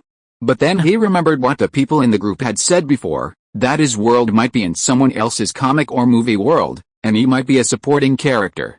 Thinking of this, he immediately understood and posted his current situation in the group. Uchiha Orphan, that's right, I'm in Konoha now. The Chunin exams are already being held in Konoha. The Konoha collapse plan. Bai Ye rubbed his chin, understanding, but the other person's next sentence stunned him. Uchiha Orphan, as for the specific time, it's today. Xiaobing Wei is facing off against Hyuga Niji. Chapter 139 Character Intervention. Xiaobing Wei vs Hyuga Niji. Bai Ye was stunned for a moment upon seeing Uchiha Sasuke's comment. Where did this anecdote come from? When did such a person appear in the Chunin exams? This is even more interesting. Bai Ye's lips curled up. If he was right, then everything would be too much fun. Deep Blue, can I see the match list? Match list? Sasuke thought for a moment and directly sent out the match list for the first stage. 1. Uchiha Sasuke vs Akato Yoro 2. Jangwon vs Abiram Shino 3. Law Kendall vs Kankuro 4. Hiruno Sakura vs Wenjin 5. Ten vs Temari 6. Nara Shikamaru vs Kintsuchi 7. Uzumaki Naruto vs Inuzuka Kiba 8. Xiaobing Wei vs Hyuga Niji. Looking at the match list sent by this Uchiha, Bai Ye's eyes lit up slightly as he browsed it. After the chat group, there's actually a godlike infinite flow? Seeing the comments in the chat group, Bai Ye, who had initially only found the Naruto world somewhat interesting, immediately decided he had to go and check it out. The ability to traverse worlds was something even he couldn't currently achieve, and what he didn't know was the true strength of the gods behind these people, whether they were even weaker than the Marvel universe he was currently in. It was well known that the difference between god-level universes was greater than the difference between a person and a dog. Without seeing it in person, Bai Ye couldn't determine the other scale. Deep Blue, I understand. I have some things to attend to right now, but I'll go to your world myself after I've taken care of them. Uchiha's Orphan, okay, thank you. Seeing the group admin agree, Uchiha breathed a sigh of relief. After a night of talking with the group members, he understood Bai Ye's strength. Although only one level higher than him, Bai Ye could rule a planet single-handedly. Even more terrifying was that the group members said the admin was only level 0, like an ordinary person, just 2 months ago. Years had passed, and his memories of Itachi Uchiha had become somewhat hazy. He wasn't sure if Byakuya could actually defeat him now, but as long as he had the chat group, he could one day exact revenge. Meanwhile, on Asgard, a weary Odin glared angrily at his son, Thor, his face filled with disappointment and frustration. You have disobeyed my will. Due to your arrogance and foolishness, you have instigated a war between the two realms. plunging the peaceful kingdom into the abyss of death. You have failed your kingdom, you have failed your title. Now I will reclaim your divine power. I, Odin, the Allfather, hereby declare you banished from the realm of the gods. As his words fell, to Thor's incredulous gaze, a blinding light flashed. Thor's armor fell away piece by piece, and he was plunged into the teleportation portal by a tremendous force. Loki watched as Odin whispered a few words to Mjolnir before hurling the hammer into the portal and following Thor. Everything happened so fast that even Heimdall was caught off guard. Watching Thor disappear, he hurriedly said, "My lord, banishing Thor to Midgard now is not a good decision." Odin took a breath, then turned his head in confusion, asking, "Why?" Just today, in the anciently chaotic Midgard, a young man completely unified the more than 200 divided kingdoms. "I fear the prince will be in danger there," Heimdall said. Midgard, which has been chaotic for thousands of years, has been completely unified. A strange light flashed in Odin's eyes, but he still insisted on his decision. He has been arrogant for too long. This is my test for him. Seeing Odin's insistence, Heimdall could only lower his head and say, "I understand." As for Loki, he remained silent throughout. Soon after, with a rainbow of light, a god and a hammer landed on Earth. In the morning, Kingpin and Rodriguez returned to the White House and saw Stark casually watching them with his feet propped up on the table. Seeing the two's surprised expressions, Stark teased, "What's wrong? Do you think I'll be in a terrible state, or are you just going to quit?" As he spoke, Stark tossed his work from the previous night in front of them, saying, "These are the different solutions I generated for each document using Jarvis, and then I picked the one I'm most satisfied with based on my personal style. As long as you follow the method above, everything will be resolved smoothly." Looking at the documents before them, the two were at a loss for words. What they thought would be a difficult problem for this playboy had been unexpectedly easily solved. Using artificial intelligence to govern, genius. Being a top decision maker isn't so hard, is it? Stark said with a relaxed expression. All he had to do now was execute the optimal solution provided by the machine. "Well done. Since you've done such a good job, I'll leave everything to you from now on," Kingpin said nonchalantly, "but let me remind you, sometimes the theoretically optimal solution can have various flaws in practice." Rodriguez nodded in agreement. "You also need to incorporate variables like human nature into your AI, developing different plans based on different people and different personalities. Otherwise, you'll be the one scrambling to keep up. No matter how well you plan now, one word from Mr. White could overturn all your efforts. So leave yourself some leeway when planning, don't go overboard. After all, AI can't take your place in jail." "Look at what you're saying, I'm a genius." Stark shrugged, things going too smoothly, which made his arrogance rise again. Simply put, he got carried away again. Leaving aside what happened at the White House, facing the bright morning light, Bai Ye walked straight out the door, heading towards 177A Black Street in Greenwich Village in the city center. This address was the location of the Ancient One's temple in New York. Previously, Bai Ye hadn't had time to learn magic because he was busy fighting the omniscient and omnipotent immortal. Now that the entire planet was under his rule, Bai Ye, having some free time, decided to spend some time studying with the Ancient One. Arriving in the city center, Bai Ye lightly leaped to the rooftop and gently knocked on the door, preparing to go in. But then he heard a noise beside him. Turning his head, he saw the Ancient One sitting gently in a chair, looking at him and saying, "You've changed quite a bit these past few days. I have to thank you for your guidance," Bai Ye said easily. "Without your guidance, I might still be stuck in a rut about power." "I came here to thank you." The Ancient One didn't speak, but instead stood up and waved her hand slightly, creating a portal that led to Kamartaj. She went in first. Chapter 140 Learning Magic. Following the Ancient One through the portal, the two arrived at Kamartaj once again. The scenery was the same as before, still filled with an ancient and tranquil atmosphere. "I have a question. If the worlds are different, the energy you borrowed from the Dimensional Lords shouldn't be usable, right?" Bai Ye asked from the side. "The power of the Dimensional Lords permeates the multiverse and can be transmitted between different universes, but you're definitely not referring to these ordinary situations," the Ancient One, dressed in a gray robe, said in a low voice. "If you're talking about the universes connected to the chat group, then naturally you can't connect to them, and you can only use it here." Bai Ye nodded helplessly. He could have guessed this outcome, but if he could use magic in the universes of those chat group members, everything would be much easier. Following the Ancient One out of the courtyard, They passed the place where the disciples practiced every day. Because Bai Ye's appearance was so distinctive, even without making a big fuss, he was as conspicuous as a high-powered LED light in the dark, so everyone stared at him with surprised eyes. Walking through the courtyard, Bai Ye entered the library. He observed that it was filled with various ancient and mysterious magical books in colorful packaging: the New Cosmos, the Supreme Codex, the Key of Solomon, general treatise on the foundations of magic.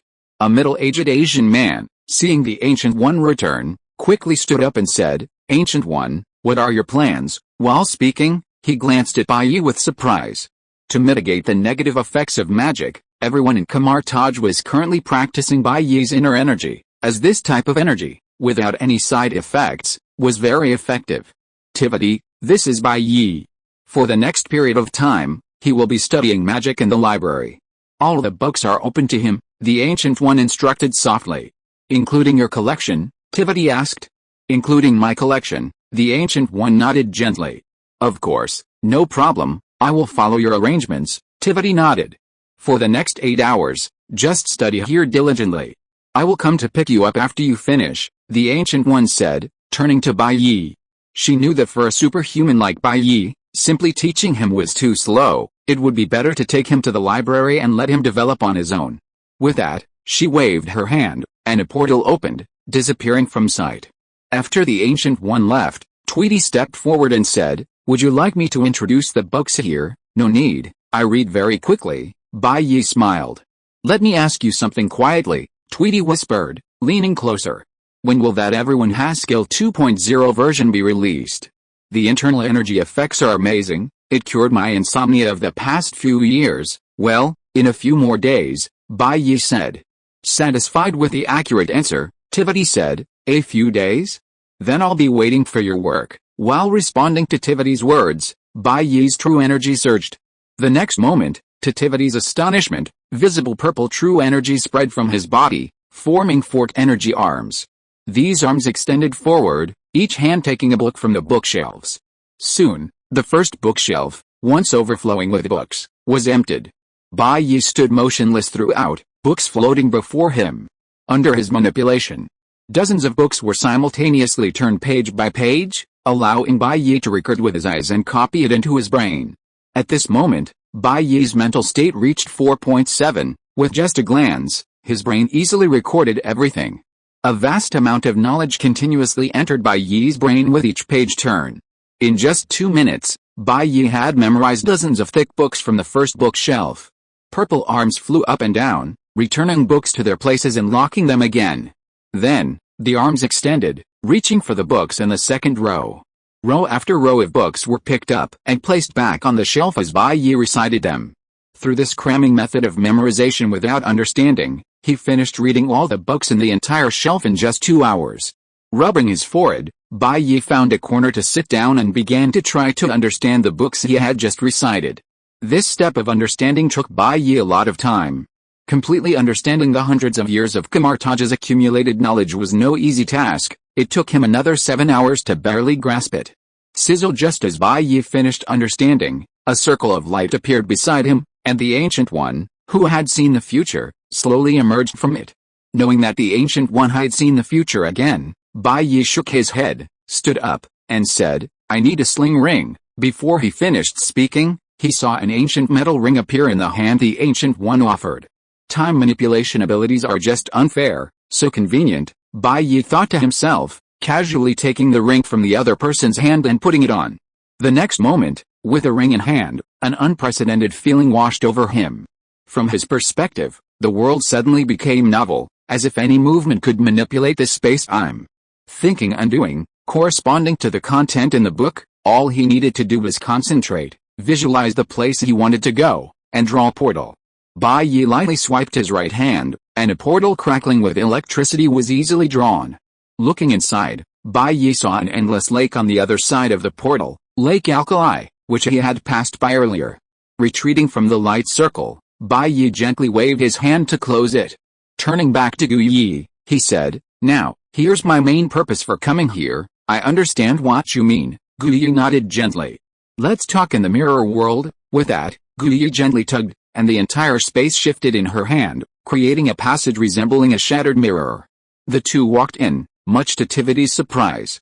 Still in the library, Bai Ye looked at Gu Yi. "Let's begin. Remember to revive me with a time stone." Gu Yi nodded gently. The next moment, a spatial passage appeared from Bai Ye's neck, followed by a dense network of spatial lines that wrapped around his body. 1, 100, 10,000, a million. Without Bai Ye's resistance, the complex spatial lines quickly and completely enveloped his body. With a slight movement of Gu Yi's fingers, the previously dispersing lines suddenly contracted, tightening Bai Ye's body under the pure power of space, then tearing him to pieces. Chapter 141 Resurrection and Reconstruction. Inside the library, intricate lines enveloped Bai Ye's body, then abruptly contracted at the Ancient One's command. Millions of razor-sharp spatial forces easily tore Bai Ye's body apart, blood gushing out and staining the surroundings crimson. Even with Bai Ye's astonishing healing abilities, he couldn't survive with only fragments of cells remaining. As the portal dissipated, only a pool of splattered blood remained. Throughout the entire process, Bai Ye died without offering any resistance. The Ancient One, still clad in her gray robes, silently observed the pool of blood before turning back to reality. "Sorcerer, where's Bai Ye?" Twitchit asked curiously, seeing only the Ancient One return. "He needs to stay inside for a while longer," the Ancient One said calmly. As she spoke, Bai Ye, now a pool of blood in the mirror space, entered an eternal silence, both body and consciousness, which was part of her plan. At this moment, although Bai Ye's body was completely destroyed, the explanation panel and chat group rooted in concepts did not disappear.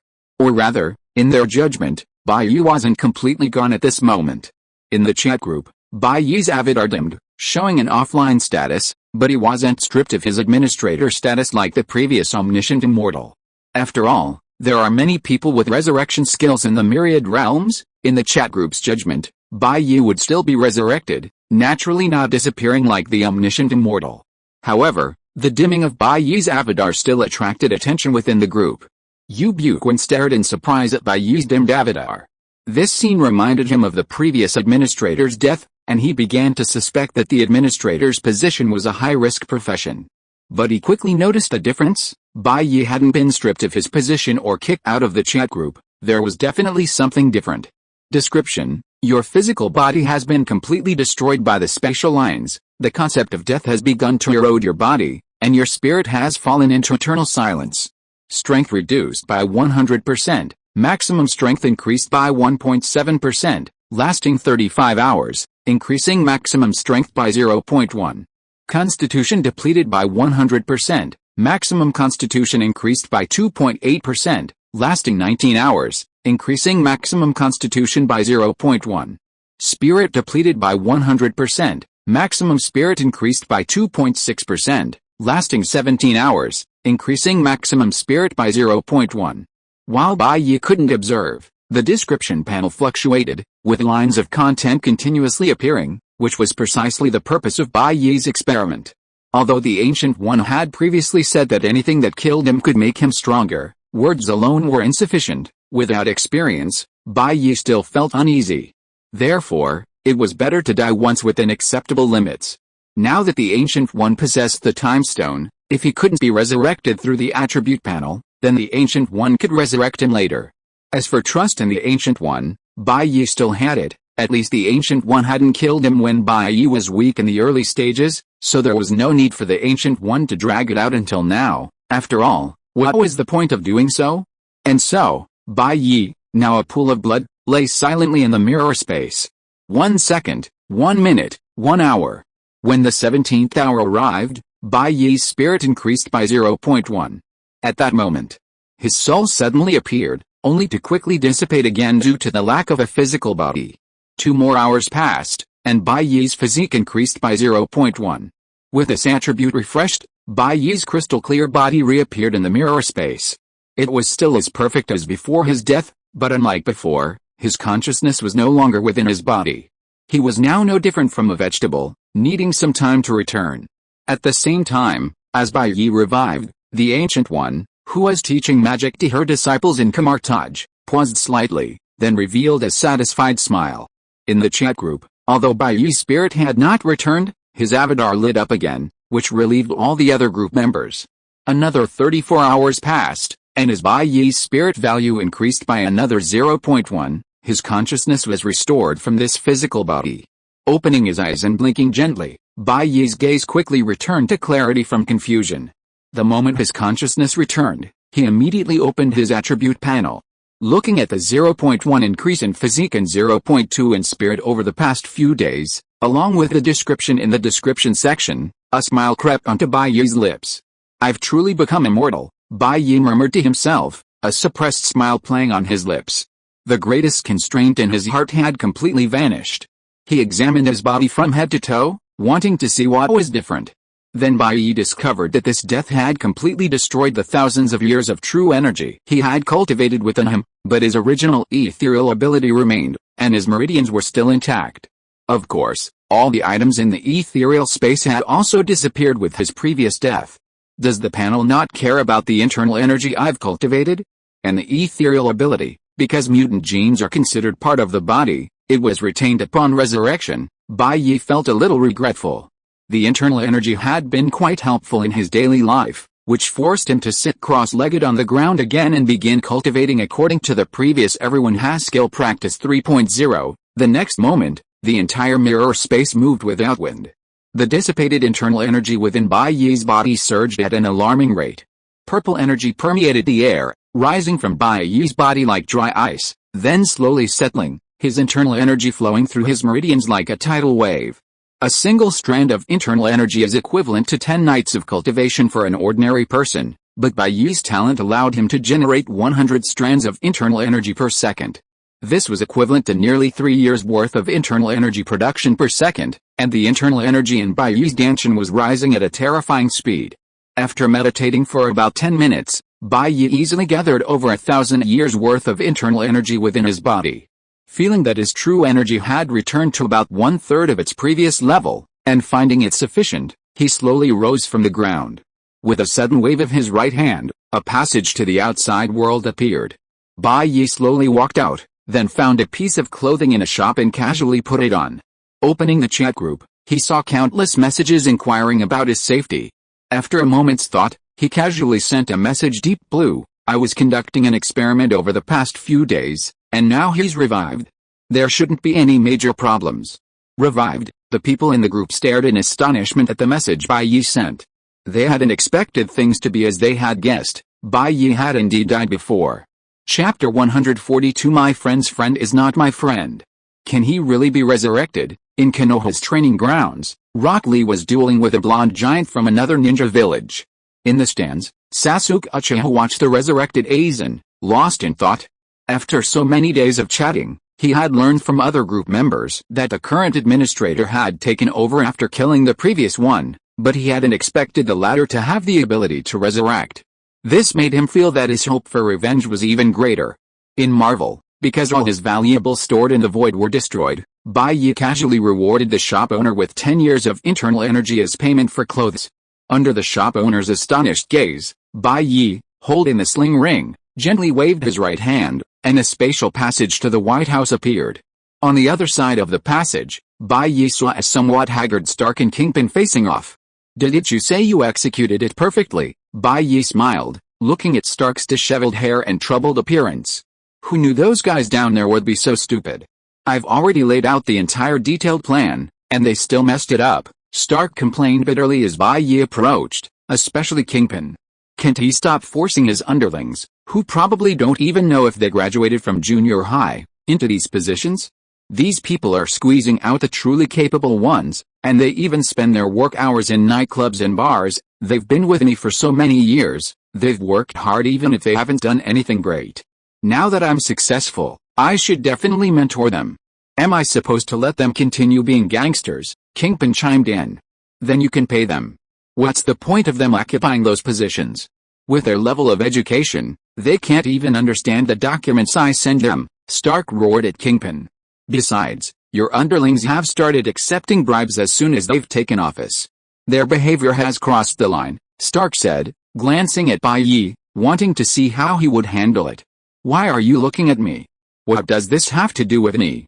I said I'm only in charge of having fun, not managing anything. Bai Ye picked up an apple from the table, took a bite, and said nonchalantly, I don't even know those underlings. If you find them an eyesore, just kill them and replace them with a new batch of obedient ones. Stark, who had been indignant just moments before, hesitated, surprised by Bai Ye's decisiveness. It can't be that bad, can it, Mr. Bai? Hearing Bai Ye's words, Kingpin panicked and hurriedly begged for mercy. They've been with me for so long, I'll just restrain my men's behavior. I already said, you handle this yourselves. If you're unhappy, you can kill Stark's whole family. Anyway, I don't know your families or men. I'm only responsible for those I know. As long as you two don't fight and give me a headache, that's fine. Bai Ye spoke nonchalantly throughout. After all, a friend's friend isn't his friend. Otherwise, according to Stanley Milgram's 6 degrees of separation theory, one could contact anyone in the world through 7 people. With such connections, wouldn't it mean the whole world was his friend? So, if he sees someone on the street and wants to blast them to smithereens, does he have to ask if they have any acquaintances on their household registration before considering taking action? He can't be bothered to be responsible for so many people. He has very few friends, okay? After saying this, it was Stark's turn to live in Bamboo. Stark glanced at Kingpin and repeated, immediately instruct your men not to commit crimes. They're all well off. If they want excitement, they can pay for it legally. Don't interfere with my governance of the planet. Ignoring their banter, Bai Ye instructed, my old phone is gone. Remember to quickly provide me with a 1-1 replica, including my phone number and contacts. No problem. Kingpin nodded in agreement, then said, Mr. Bai, although you now rule this planet, there hasn't been a grand celebration to commemorate your ascension. Therefore, Rodriguez and I have discussed holding a formal celebration in 10 days to congratulate this planet on your honor. A celebration? Bai Ye looked at Kingpin's humble bow and thought for a moment before saying, okay, I'll be there.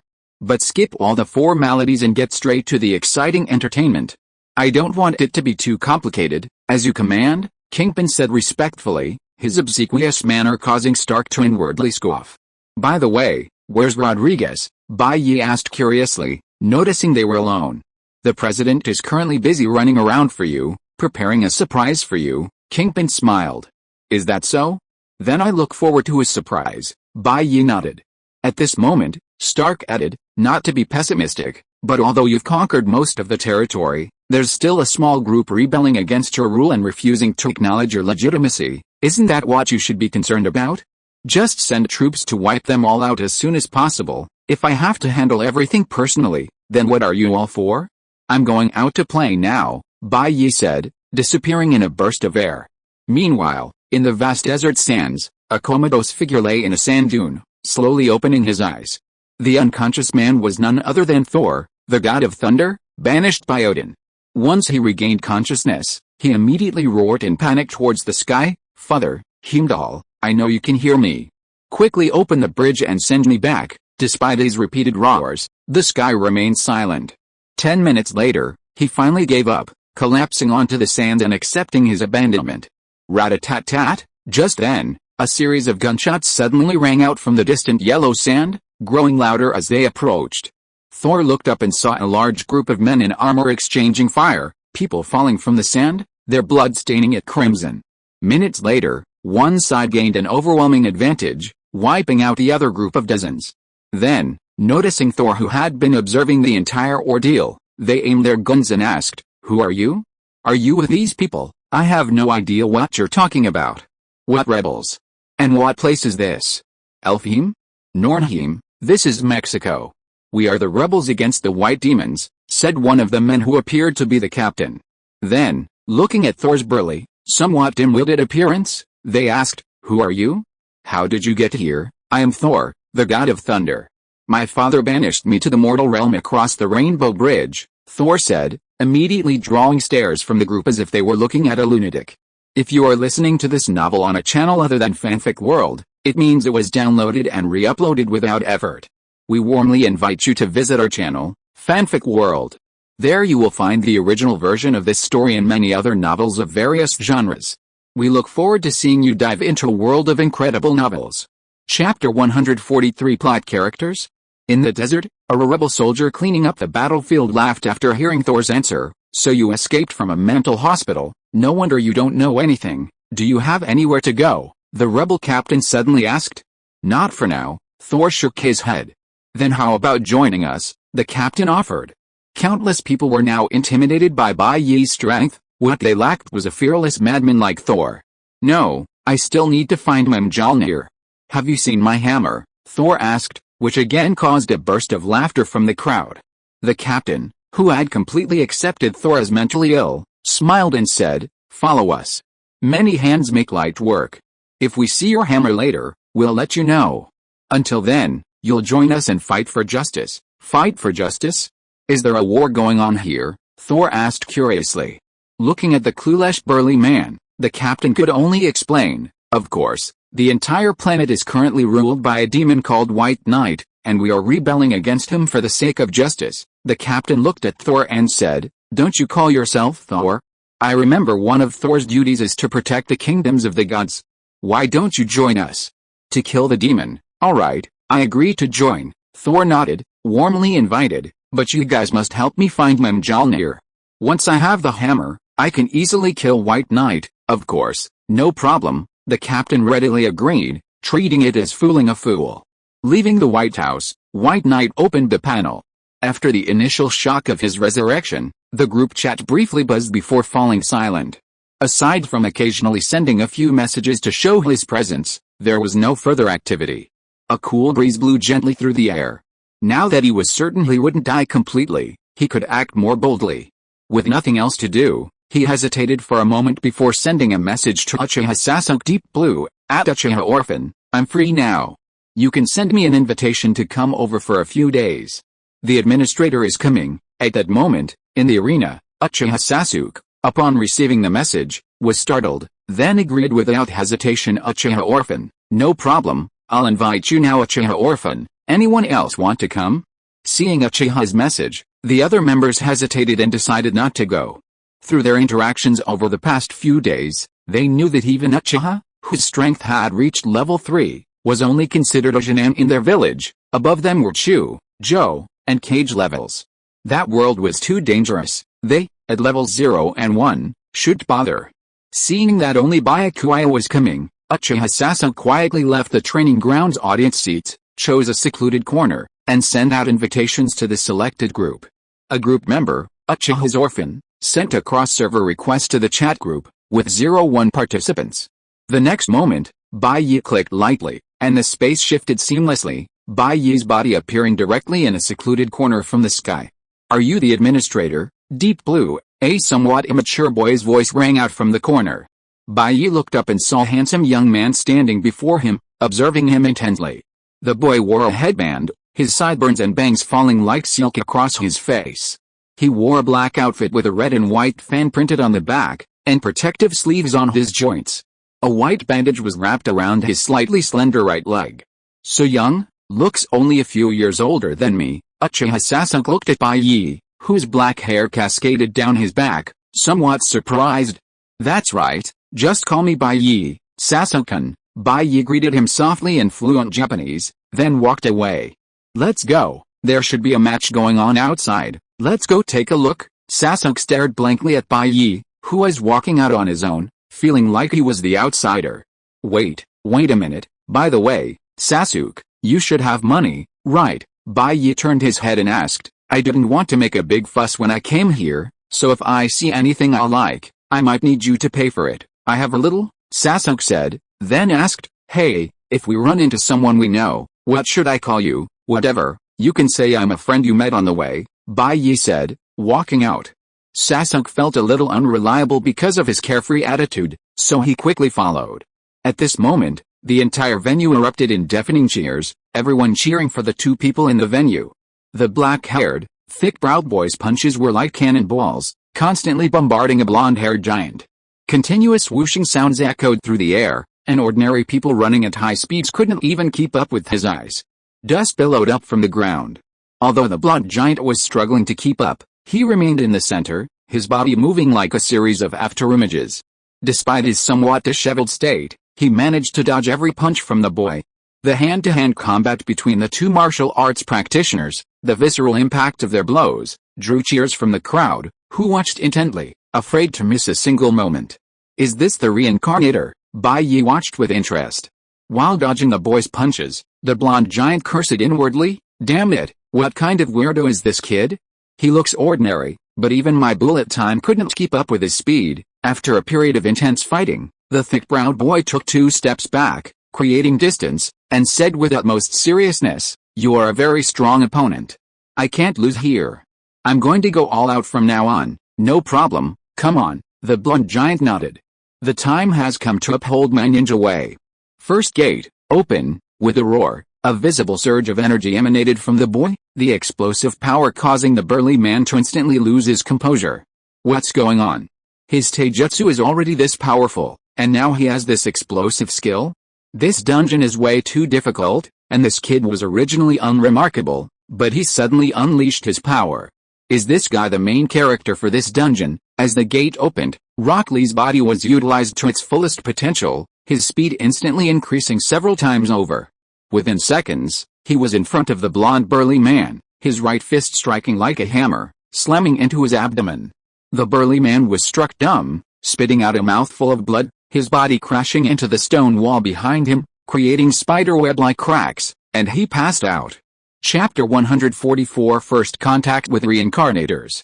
Winner, Rock Lee. As the referee, Moonlight, made his decision, the entire arena erupted in cheers, celebrating the spectacular match presented by the thick-browed boy. In the stands, Sasuke was secretly astonished by Lee's hidden strength. Bai Ye also clapped lightly at the opportune moment. Lee's strength was indeed impressive, reaching the level he had a month ago, capable of achieving the destructive power of ninjutsu through pure taijutsu. Because he stood next to Sasuke, and with his striking presence, Bai Ye quickly attracted the attention of those around him. A friendly-looking boy with blonde hair, dressed in an orange shirt, approached and looked up, asking, "Hey, big brother, do you know Sasuke?" "Me? I just met Sasuke on the street, we hit it off, so we came over to check it out," Bai Ye replied, a statement that immediately surprised the boy. "What?" the blonde boy exclaimed in disbelief. "Sasuke can actually chat with someone. This can't be real, it can't be real." The boy's surprised voice attracted the attention of those around him. The Konoha 11 all looked over, secretly marveling that this older brother was even more handsome than Sasuke. A masked man noticed them and walked straight over, saying, "Hello, I am Sasuke's teacher, Hatake Kakashi. May I ask who you are?" "Just a tourist, taking a stroll and enjoying the scenery of Konoha." Bai Ye turned to the masked man and said, "I haven't planned to do anything malicious to Konoha yet. There's no need to treat me like a thief." This guy, Kakashi's brows furrowed slightly. The Orochimaru incident had just happened in the Forest of Death, and suddenly this person was walking so close to Sasuke. "Kakashi-sensei, this is my friend," Sasuke chimed in from the side. "Oh, of course I have no objection, I'm just a little concerned." Kakashi covered the back of his head with his right hand and smiled somewhat embarrassedly. "I'm just curious, this gentleman is so handsome, I have absolutely no recollection of him before. By the way, I'm curious to ask, are you a ninja?" "No, I don't even have chakra, I'm just a bit strong," Bai Ye said bluntly. "Not even a ninja?" Kakashi looked Bai Ye up and down. Although Bai Ye looked young, his temperament and appearance made him seem more like a highly skilled ninja. He wanted to reveal his Sharingan, which was covered by his headband, to take a look at the boy in front of him, but he thought that would be too much, so he could only say, "Is that so? I thought you were a powerful ninja." "I wouldn't call myself a ninja, I'd just say I'm a little king," Bai Ye said. "I came from the country alone this time. I heard that Konoha village is the largest ninja village in the entire ninja world, so I came here specifically to see it." "Eh? This big brother is a king?" Naruto exclaimed in surprise, then looked at Sasuke. Feeling somewhat embarrassed by his overreacting teammate, Uchiha Sasuke nodded helplessly. Even Kakashi's gaze towards Byakuya changed. At this time, the Hokage was still a relatively peaceful period of regional division, where ninja villages, despite possessing immense power, existed under the control of nations. No matter how strong a ninja's martial arts, they were still inferior in status to the king of a nation. "May I ask which nation you are, king?" "Such an important diplomatic matter requires my report to the Hokage, so he may come to see you," Kakashi said. "It's nothing. Just a small country you've never heard of. I've come in a private capacity, without any entourage, and I don't want to be disturbed. I'll be returning in a little while," Byakuya said calmly, shaking his head. "Your official match is in a month, right? I'll come back to watch then," Bai Ye said. then looked at Uchiha and said, "Sasuke-kun, show me around Konoha village. I haven't gone out yet." Eager to get away, Uchiha nodded quickly, then said goodbye to the others before leaving the training ground with Bai Ye. Silently watching Bai Ye and Sasuke leave, Kakashi was still a little worried. After saying a few words to the others, he disappeared and went to report to the Hokage building. After Sasuke left the building, Bai Ye's lips curled slightly. He sensed several people quietly following him and Sasuke from behind, and these were definitely not characters from the original storyline. "Wait here for me, I'm going to deal with some trouble," Bai Ye whispered to Sasuke, then walked into a deserted alley. "That guy," Sasuke muttered, but watching him walk away quickly, he could only obediently wait. In the deserted alley, Bai Ye stopped and turned around. 3 people were already standing opposite him. The leader was a man encased in steel armor, staring at Bai Ye with a dangerous gaze. "Which team are you from? I've never heard of you before. You even have the time to spend money on plastic surgery. Which team?" Bai Ye tilted his head slightly, sizing up the 3 people in front of him. "Still playing them with me? You think you can get plastic surgery to look handsome, pretend to be a character from the story, and mingle with those people so you can fish in troubled waters? Let me tell you, we've thoroughly investigated all the well-known ninjas from all countries in Konoha village. There's absolutely no one like you," a man on the left said to Bai Ye, but his face froze after he finished speaking. "Leaking information from the god's space to relevant personnel will result in a deduction of 500 reward points. If the informant is not eliminated within 3 minutes, 10% of the remaining reward points will be deducted. Insufficient reward points will result in immediate elimination." A cold voice rang in the ears of the man on the left. The next moment, on his personal panel, which was visible only to him, his balance was significantly reduced. Hearing the man on the left's words, Bai Ye's eyes gleamed. These people seemed to know nothing. The armored man was about to speak, but the man on the left quickly grabbed his hand, saying, "Big brother, this guy seems to really be real." "What do you mean really real? Are you kidding me?" The armored man looked at the man on the left.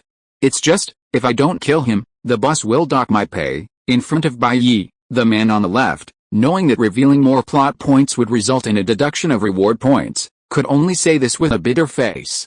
This immediately made the remaining 2 turn around and stare at Bai Ye in surprise. This guy was actually a plot character in this instance? Soon, the 3 of them looked at each other with extreme danger. To keep the secret, it seemed they had to kill this guy beforehand. "Are you done?" Bai Ye lightly raised his right hand, looking directly at the 3 of them, and said, "Then it's my turn to ask?" Chapter 145, Spoilers for Naruto. In a narrow alley in Konoha village, 3 reincarnators stared intently at Bai Ye, a battle about to erupt. The man in the center, clad in steel armor, had a cannon-like muzzle the size of his head protruding from his body. Terrifying energy gathered at its center, capable of easily piercing steel if unleashed. The man on the left had psychic power surging from his forehead, capable of releasing tons of powerful telekinetic energy within a fist-sized area.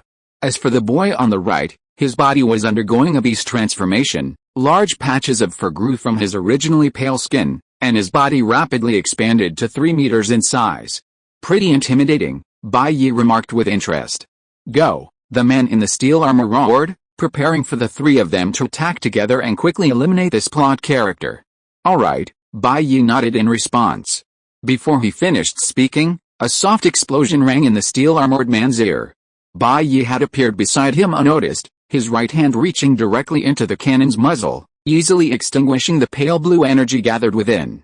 On either side of the armored man, at the chest positions of the mental and physical ability users, fist-sized holes appeared, allowing easy viewing of their backs through the front. "Hey, I have some questions for you. If you answer honestly, you might survive." Bai Ye's left hand gently rested on the man's shoulder, smiling as he scrutinized the man whose pupils had shrunk to pinpoints. "How is this possible?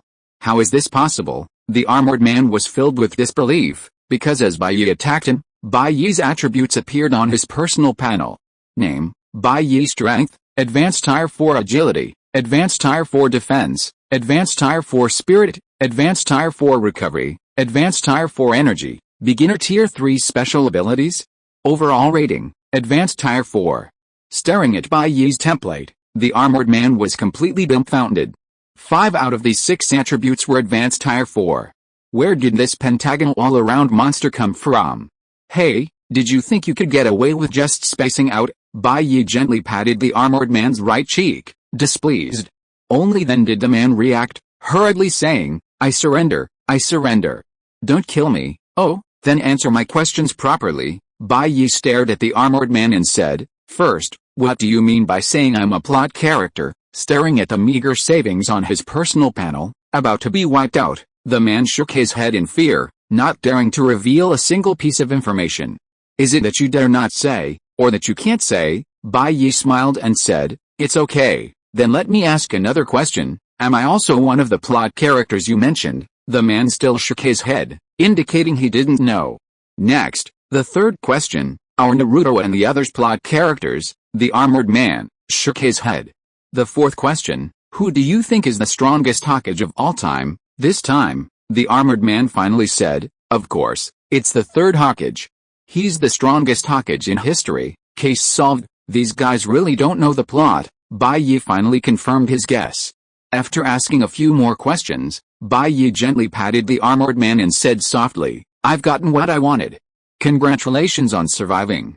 Remember to properly dispose of your comrade's body so it doesn't frighten passers-by. With that, Bai Ye turned and slowly walked away, leaving the armored man still in a daze. A reincarnator, but doesn't know the plot? Interesting, interesting. Bai Ye smiled and shook his head. It's getting more and more interesting. You've been gone for far too long, Sasuke said, somewhat annoyed at being left hanging for so long. I just had a great haul, and I think I should do something fun next, Bai Ye said with a smile. Something fun? Sasuke was completely bewildered. Of course, I think it'll be quite fun. What do you think would happen if the Hokage watched Naruto? Bai Ye said. The Hokage watched Naruto. Sasuke was taken aback. Of course, this world has definitely become a playground for reincarnators, but those reincarnators don't know the plot. If a Naruto manga appeared here, it would be really interesting, yeah, and add my character setting too, because I'm not a reincarnator to begin with, so even the reincarnators can't suspect me. But the plot will have to be drastically changed. Bai Ye stroked his chin and nodded. Sasuke was completely confused, but he also felt that Bai Ye was up to something big. What exactly do you want to do? Sasuke asked through gritted teeth. This situation of not knowing anything was too unbearable. No rush, no rush. Come to my house first, and I'll explain on the way. But you should have paper and pen at home, right? Bai Ye asked. Of course I do, Sasuke said, and then led Bai Ye to his house. On the way, he learned about the so-called plan from Bai Ye. Hey, you're going too far. What if someone finds out? Sasuke couldn't help but say, but he was also a little itchy for the Naruto manga that Bai Ye mentioned. After all, that contained information about his future. What's there to be afraid of? I'm not going to die anyway, and with me here, what are you afraid of? Bai Ye said nonchalantly, completely letting loose at this moment. Then what are you doing this for? Just having some fun, finding some enjoyment, Bai Ye said, leaving Sasuke speechless. Soon they arrived at a slightly luxurious single villa. Tisk-tisk, looking at the villa in front of him, Bai Ye couldn't help but sigh. The Uchiha clan's former territory was reduced to this little bit. Konoha had really exploited them ruthlessly. Here, the paper you wanted. Entering the room, Sasuke handed over a stack of papers and a pen and paper. Is this paper a Konoha specialty? Won't it give us away? Bai Ye asked. Don't worry, this manufacturer has business dealings in all 5 great nations. They've been doing business for decades. Sasuke couldn't help but roll his eyes. If he was really worried, he shouldn't have done this in the first place. That's fine then. Bai Ye smiled and spread out several sheets of paper on the ground, saying to Sasuke, one sheet isn't enough, get me a few more. As he finished speaking, to Sasuke's astonishment, several purple tentacles formed from internal energy spread out from Bai Ye's body. With this tentacle monster's abilities, finishing the entire modified version of Naruto in a day is no problem. As Bai Ye spoke, the tentacles picked up a black pen and neatly wrote the first paragraph on a white sheet of paper. Long ago, a demon fox caused havoc. This demon fox had 9 tails. When it moved its tails, mountains collapsed and seas raged, causing great suffering to the people. Therefore, ninjas were gathered, and one ninja sacrificed his life to seal it away.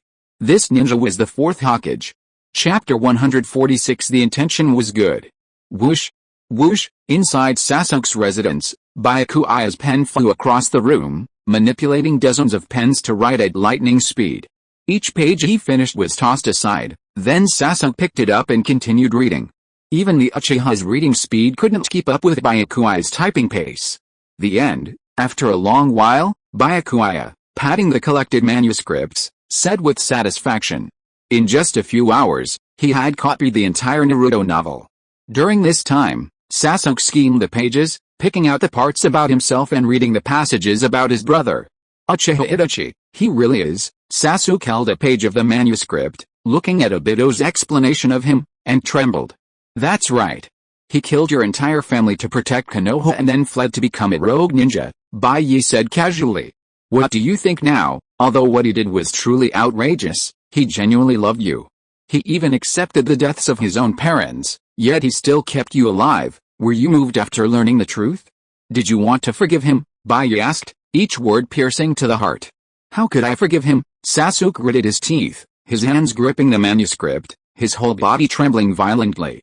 My parents both died because of him, and he used his own death to atone for his sins. It's not that simple. Being stubborn won't help. I know you're wavering now. After all, in the original story, you forgave him at the end, Bai Ye said with a smile. Think it over carefully before making your decision. Don't regret it later, Bai Ye said. Even a wise judge finds it hard to settle family disputes. From an outsider's perspective, Itachi was undoubtedly a beast. But for Sasuke, who was only 12 years old at the time, his closest brother, despite his mental instability and the harm he caused to the entire clan, genuinely loved him. Anyone in this situation would be devastated. Of course, it's not wrong to say that the entire Uchiha clan was insane. According to the setting of the anime Itachi's true story, Fugaku also possessed the Mangekyou Sharingan. In the context of the massacre, the elite Uchiha clan, along with 2.5 pairs of Mangekyou Sharingan users, plus the 9 tails controlled by the Mangekyou Sharingan, faced with a small and weak Konoha at the time, they could have at least escaped the village and saved their clan's lives, if not succeeded in their rebellion. Not to mention, given Obito's hatred for Konoha, if Itachi had asked for his help, a good thing that weakened Konoha, Obito might have joined in on the spot, rather than just standing by. Instead, what should have been a 50-50 or even 20-80 chance turned into a disastrous situation that he himself lost. Seeing his son choose suicide without resistance, Fugaku, who was about to leave, was actively invited by Itachi to kill his own clansman. This was truly impressive. Sasuke stared at the manuscript in his hand, remaining silent, his mind in turmoil. After a long while, he gritted his teeth and said, no matter what Itachi does, Konoha must be destroyed. Oh, really? If Konoha is destroyed, your friends there will be heartbroken and even hate you, Bai Ye added, causing Sasuke to fall silent again. This is what bonds are, Bai Ye sighed inwardly, looking at Sasuke. It's these tangled, inseparable bonds that hinder progress and affect the speed of your sword strikes. Bai Ye shook the manuscript in his hand and said, think it over carefully. I'll leave for a bit. Where are you going? Sasuke asked, looking up. To spread this manuscript, of course. Bai Ye activated his intangibility and slowly descended through the wall. There's still a month until the official competition, and it's a bit rushed to make the whole continent see it in such a short time. Half a day later, Kakashi approached Sasuke and asked, Sasuke, where's Byakuya-kun from yesterday? Looking at his teacher, Sasuke suppressed his various questions and said, he's already gone back. He said he'll come back to watch the competition in a month. What happened? According to the investigation, his identity might be fake. No emperor of any country looks like that, Kakashi said, then glanced at Sasuke and said, if you see Byakuya next time, remember to tell us. Sasuke nodded, and Kakashi hesitated for a moment. There's still a month until the official competition. Let me teach you one of my unique techniques, Chidori, Sasuke thought to himself, then nodded slightly. No matter what choices he makes in the future, improving his strength is always the right thing to do. Meanwhile, on the other side, Byakuya traveled alone through the 5 great nations, and under coercion and enticement, successfully got the publisher to print the entire manuscript without revealing his face and started selling it. After resolving this matter, Bai Ye chose to return to Marvel, intending to let the public opinion there shift for a while, giving the Naruto natives and reincarnators a small spoiler-like shock. Inside the White House in New York, as Bai Ye appeared, Kingpin and the others immediately stood up. Mr. Bai, your phone, Kingpin respectfully presented the item in his hand. Inside a plain white box was a new phone, a one replica of the phone Bai Ye had previously destroyed. Taking the phone casually, Bai Ye looked at Rodriguez and said, "Kingpin said you were going to give me a surprise. Actually, it's like this," Rodriguez slowly explained, "like this, like this, like this, like this." After hearing Rodriguez's plan, Bai Ye frowned slightly and said, "This is your own idea." The other party immediately didn't dare breathe loudly and said, "Mr. Bai, please forgive me, my intentions were good, but the execution went wrong, your actions were somewhat presumptuous. Remember, there won't be a next time." Bai Ye lightly tapped the table, revealing a slight smile. Yes, yes, yes, Rodriguez bowed deeply, nodding vigorously. "Stop flattering me, he's gone," Stark said from the side, and sure enough, the space in front of him was empty. Bai Ye had vanished. Outside the White House, Bai Ye picked up his phone and dialed the number he had called before. After a few rings, the call was answered. "It's me, Bai Ye," he said with a slight smile. "I've been very busy lately, and only now have I had time to contact you. You're not angry, are you?" "It's okay, my life has been pretty chaotic lately too," a pleasant female voice said in a somewhat dejected tone. "It's the weekend today, so how about I take you out? You wait for me at home," Bai Ye said. Okay, Gwen hesitated before replying. He gently hung up the phone, a smug smile appearing on Bai Ye's face. Rodriguez did a good job. If he wanted it, nothing could escape his grasp. Chapter 147, World ruled in pursuit of building a harem. Actually, Bai Ye had always had some troubles about building a harem. Besides Camilla being somewhat forced, getting Gwen and Rogue to accept him as part of the harem was also a problem. After all, Bai Ye wasn't simply thinking of them as emotionless casual sex partners, he had a strong desire to collect them. In modern society, unless common sense is reversed, expecting women to mindlessly throw themselves at you and willingly become part of your harem is wishful thinking. He didn't want to force them excessively, he still had some dignity, they weren't enemies, and unless absolutely necessary, he didn't want things to get too ugly. But he couldn't give up everything for just one woman, that was even more unrealistic. Therefore, to build a harem, he had to find another way. Since modern society couldn't do it, he'd regress society to feudalism.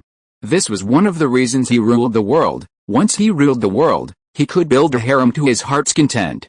Therefore, Bai Ye planned to beat up the entire society to make its social atmosphere accept his desires.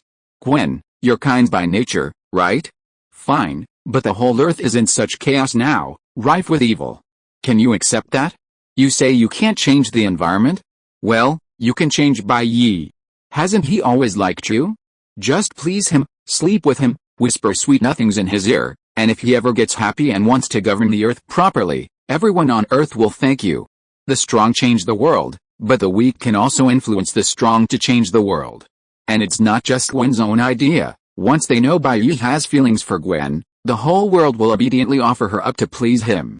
That's exactly what Rodriguez has been doing these past few days. By influencing the environment of Gwen's family, using all sorts of methods, he's successfully created the impression that if you don't follow Bai Ye, you're a heinous manipulative manipulator, which is why Bai Ye accused him of overstepping his bounds. Of course, Bai Ye had already anticipated Rodriguez's actions, but he wouldn't say anything, maintaining his innocent facade. After all, his original intention was good, it was the subordinates who messed things up, and Mr. Bai knew nothing about it throughout the whole process. However, not stopping him was the greatest form of indulgence. Rodriguez and the others understood that although Mr. Bai was verbally dissatisfied, what he really felt. Otherwise, if he were truly unhappy, he would have already ripped his head off. Bai Ye created a portal and quickly arrived at the door of Director George's villa, gently pressing the doorbell. As the bell rang, the door opened quickly, and a girl in casual clothes peeked out at Bai Ye. The scene was just like it had been dozens of days ago, but now, both the difference in their status and the girl's state of mind were vastly different. She was filled with mixed emotions and found it difficult to let go. It's been a long time. Oblivious to the girl's sadness, Bai Ye gently embraced her, whispering in her ear, "I missed you." Gwen buried her head in Bai Ye's chest, her expression unreadable. "I missed you too." Feeling each other's heartbeats, Bai Ye pulled away, looking at Hila looking in from inside the door. "Auntie, Gwen and I are going out to play now, we'll be back later, okay? Hila nodded somewhat awkwardly. Then watched as the door closed softly and her daughter was led away by Bai Ye. Why do I feel like a villain forcing someone to sacrifice themselves? Looking at Hila's attitude, Bai Ye held Gwen's hand, a strange thought creeping into his mind. Mexico, the once dry air was now obscured by dark clouds.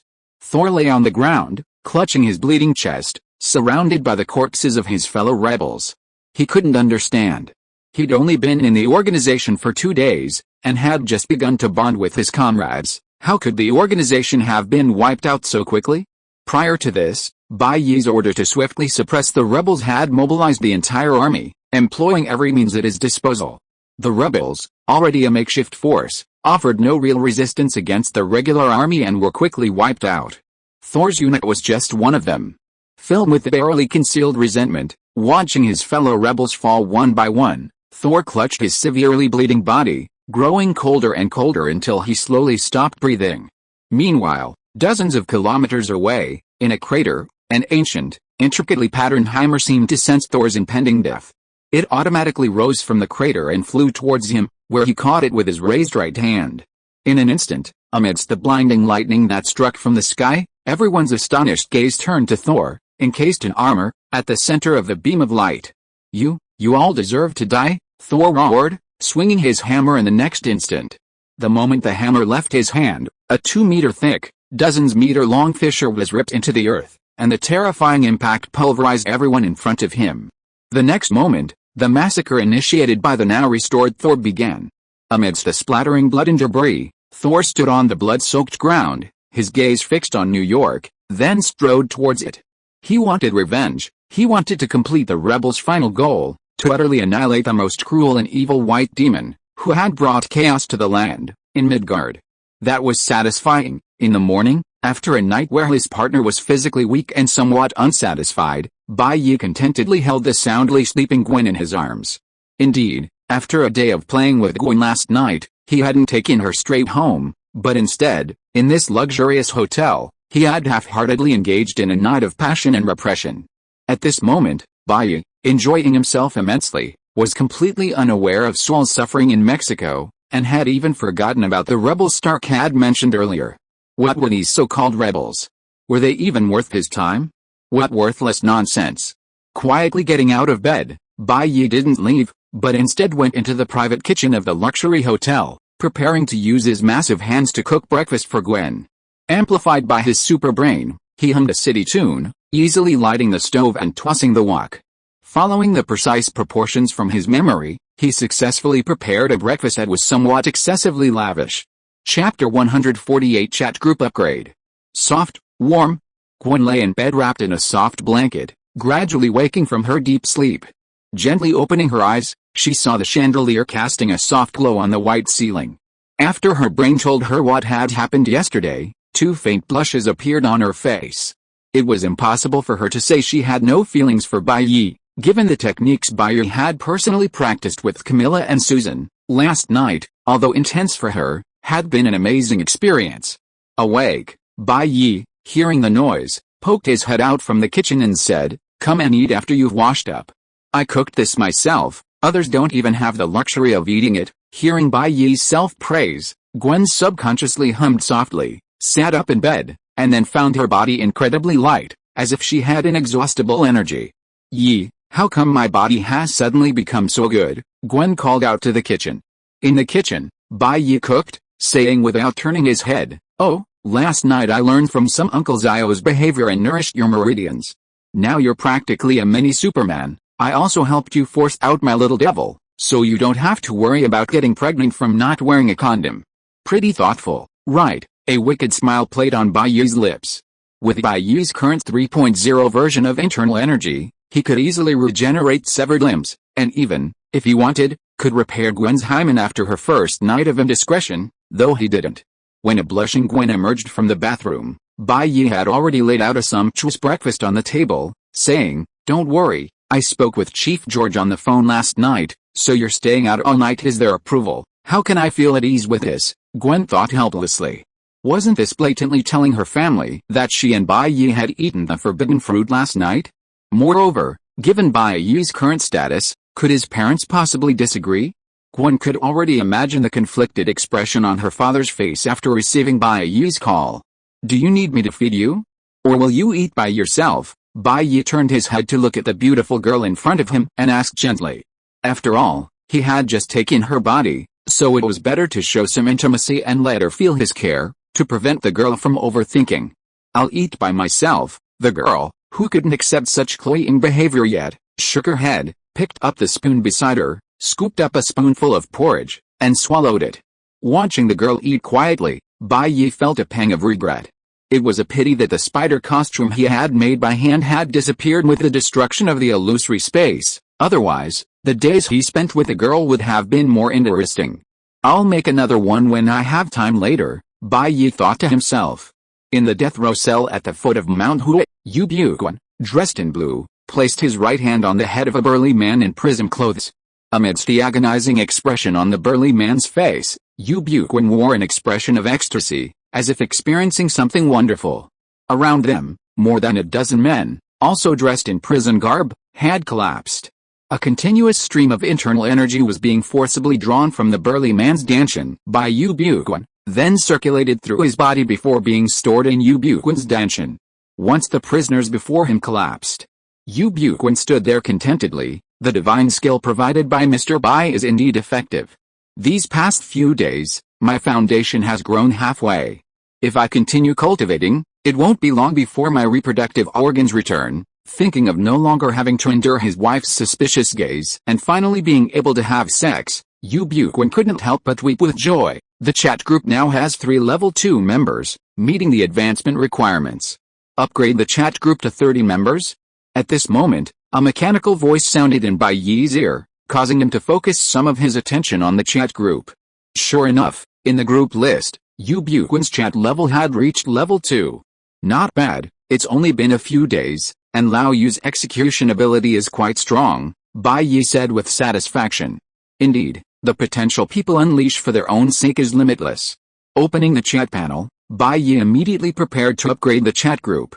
In the group, everyone was congratulating Bai on successfully reaching level 2, and Bai Ye followed suit with a congratulatory message, then clicked on the chat group upgrade chat group to level 3, expand group members to 30. Bai Ye observed the effects of the upgrade. According to the upgrade description, besides allowing more people to join, a managed function was added, allowing the chat group to automatically search for worlds with higher potential levels. Let the chat group automatically select members with higher potential. Bai Ye clicked confirm on the managed function and then stopped worrying about it. Meanwhile, filled with extreme rage, Thor measured the ground with his legs, each step covering tens of meters, heading towards New York. Boom. Boom. Without relying on the hammer's flight ability, purely for venting his anger, the earth was plowed into furrows by his hard body. As Thor, even the weather seemed to darken with rage, and the faint sound of thunder could be heard. The anomaly here had already been observed by Stark and the others. After all, the disappearance of hundreds of members of a raiding party was hard to ignore. They managed to capture a figure rushing towards New York through the clouds via satellite, and immediately called Bai Ye's cell phone. What is it? Bai Ye, who was doing morning exercises with Gwen after dinner, answered the phone somewhat irritably. Stark reported, satellites have detected a superhuman heading towards New York. The weather is even moving with him, dark clouds are already spreading across the sky, and according to the latest news, a small team of several hundred men who were fighting rebels in Mexico has gone missing. It's possible he's behind it, and he's likely targeting you, a superhuman. Bai Ye stopped what he was doing, impatiently saying, so many of you, and not one of you can stop them. Magneto, Professor X, you can't always call me when something goes wrong. What's the point of me ruling you then? Professor X just used his telepathic abilities, but the opponent's body has an energy barrier. I don't care. My phone's out of credit. I'll talk to you later. Bye. Bai Ye tossed his phone into his special storage, leaving Stark speechless. Chapter 149. Bai Ye is too strong. What's wrong? In the room, Gwen's breath was sweet as orchids during morning exercises, her consciousness slightly blurred from the intense pleasure. Never mind him, let's continue. Bai Ye looked at her smooth, white back and shook his head, then continued exercising. What did Mr. Bai say? Rodriguez asked from the side. He said we should handle it ourselves. Stark shook his head. Kingpin frowned deeply, feeling troubled. Handle it ourselves? Why not use a nuclear missile? What do you want to do? Thor has already reached the vicinity of New York. Do you want a nuclear missile to hit Mr. Bai and their families? Rodriguez objected firmly, also not understanding why Bai Ye suddenly backed down. If they knew what Bai Ye was doing now, they would probably sigh that beauty had led him astray, and Mr. Bai's second son had become the boss. At this moment, on the edge of New York, Thor swung his hammer with a thunderous roar, smashing countless pieces of steel in front of him. Through the cracks in the shattered metal, his gaze was fixed on the old man hundreds of meters away. Thor's hammer, forged from the core of the Death Star, easily shattered the surrounding steel chunks as if crushing tofu. Although a vast amount of steel continuously surrounded his body, it couldn't even touch his skin. Advancing as if through empty land, he approached the old man, his right hammer slamming down. Blinding lightning instantly enveloped Magneto's body, but passed right through him. Seeing Magneto's failure, Phantom Cat grabbed Magneto and entered a holographic state, then sank into the ground and disappeared. Thor, having lost his target, snorted coldly and continued towards New York, determined to take White Knight's life. Around him, because Magneto had entered a holographic state, vast amounts of steel, out of control across space and time, crashed down with a deafening roar, kicking up clouds of dust. At this moment, Thor's actions had attracted countless eyes, and numerous news helicopters were filming from a great distance. In the sky, the various nations were also observing, openly and secretly, using satellites and other means, trying to figure out why Bai Ye hadn't made a move. In their eyes, this man who arrived carrying lightning seemed to be no less powerful than Bai Ye. Was he also going to change the worlds? Jiju, a concept encompassing overall situation, overall structure, and overall character? Amidst the battles that raged along the way, within the city, under the watchful eyes of the entire city, Thor raised his hammer high and roared to the sky, Bai Ye, you demon, come out and die. Thor's enormous roar reverberated throughout the heavens, the visible sound waves stirring up clouds of dust, and the surrounding glass shattered violently from the shockwave. Meanwhile, oblivious to everything, Bai Ye carefully and successfully transferred his vital energy before standing up. What the hell was that noise? Bai Ye looked up and, across most of the city, seemed to hear someone cursing him. Whatever, let's keep going, let's start the second one for today. Bai Ye shook his head, but at that moment, Stark was already frantically tagging him in the chat group. Playboy, at Deep Blue, come quick, the enemy has broken into New York. Playboy, at Deep Blue, why are you just watching? What are you doing?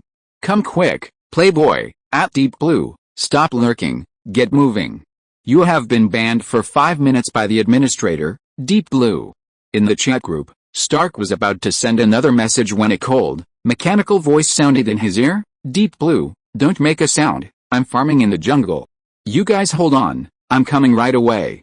Seeing that Bai Ye finally spoke in the group, Stark breathed a sigh of relief, while Bai Ye sat upright on the bed, waiting for the swelling in his lower body to subside. While waiting, Bai Ye casually turned on the TV, and the astonished voices of reporters could be heard from it. Ladies and gentlemen, this is a reporter from the Daily Bugle. I'll be reporting live from the scene. A young woman, her legs slightly weak, stood atop a news helicopter, speaking to the camera. As you can see, standing amidst the lightning, is the clown who dared to challenge our emperor. He boasts of his immense strength, thinking that after defeating our Grand Tutor Magneto, he's arrogant enough to rival Lord Bai Ye. Little does he know, in Lord Bai Ye's eyes, his behavior is nothing more than a clown's antics, utterly disdainful, not even deserving a sliver of his attention. This shows the magnanimity of our Supreme Emperor. He didn't punish this clown for his desperate, reckless insults. Smith's doing a pretty good job, Bai Ye chuckled, watching the television. Since Bai Ye took control of this planet, the world's news channels naturally came under his control as well. And the person managing these news broadcasts was none other than Smith, who had previously served Bai Ye diligently and without complaint. Under his ruthless methods, all unfavorable news about Bai Ye was erased from the internet, and all reporters who dared to speak ill of Bai Ye were laid off.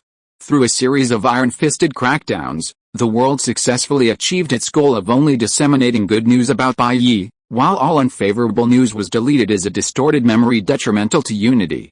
Public memory is extremely easy to shape, and within just a few days, a towering image of Bai Ye was quickly created in the public's mind. Now, The reporters at the Daily Bugle, for the sake of their jobs, naturally had to praise Bai Ye from the perspective of victory. Thor challenged Bai Ye? Just a clown? Win. Bai Ye didn't come to the challenge? Of course, he disdained to fight trash. Win. Insults were leveled at Bai Ye, but he didn't appear? Bai Ye was magnanimous. Win. In short, with a series of praises, Bai Ye was completely numb to the reporters' praises. Even if Bai Ye lost the next battle, it could be described as a strategic retreat, still a win. As long as Bai Ye rules this world, he can't lose no matter what, thanks to the ironclad pronouncements of those journalists. He stood up, casually put on a light white coat, and slowly walked towards the door. Before leaving, he casually said to Gwen, who was sweating profusely and feeling weak all over, "I'm going out for a bit. I'll train again when I get back." With that, he slowly closed the door, and with a gentle wave of his right hand, a blinding golden light burst forth. As he stepped into the portal, the orange glowing portal quickly disappeared. Meanwhile, Thor strolled through the streets of New York, shouting Bai Ye's name as he walked. The next moment, a calm voice came from the side. "Stop shouting, you've shattered all the glass around here." Thor turned around and saw a boy with wildly flowing black hair, rubbing his ear, as if disturbed by his voice. The boy's appearance was exactly the same as the graffiti hanging in the rebel base. "Bai Ye, enemies meeting again," eyes blazing with hatred. Thor shouted through gritted teeth. Chapter 150. No one can escape from me. At this moment, everyone's attention was focused on this scene, with countless people observing through various means. Everyone was glued to the screen. To witness the battle between two such unparalleled powerhouses was a victory even in death. On the street, facing Thor's roar, Bai Ye's reaction was remarkably calm. "Stop shouting, I can hear you. I remember you should be Thor from Norse mythology. Why do you want to kill me?" Bai Ye was genuinely puzzled. He hadn't even provoked Asgard, so why was he rushing to his death?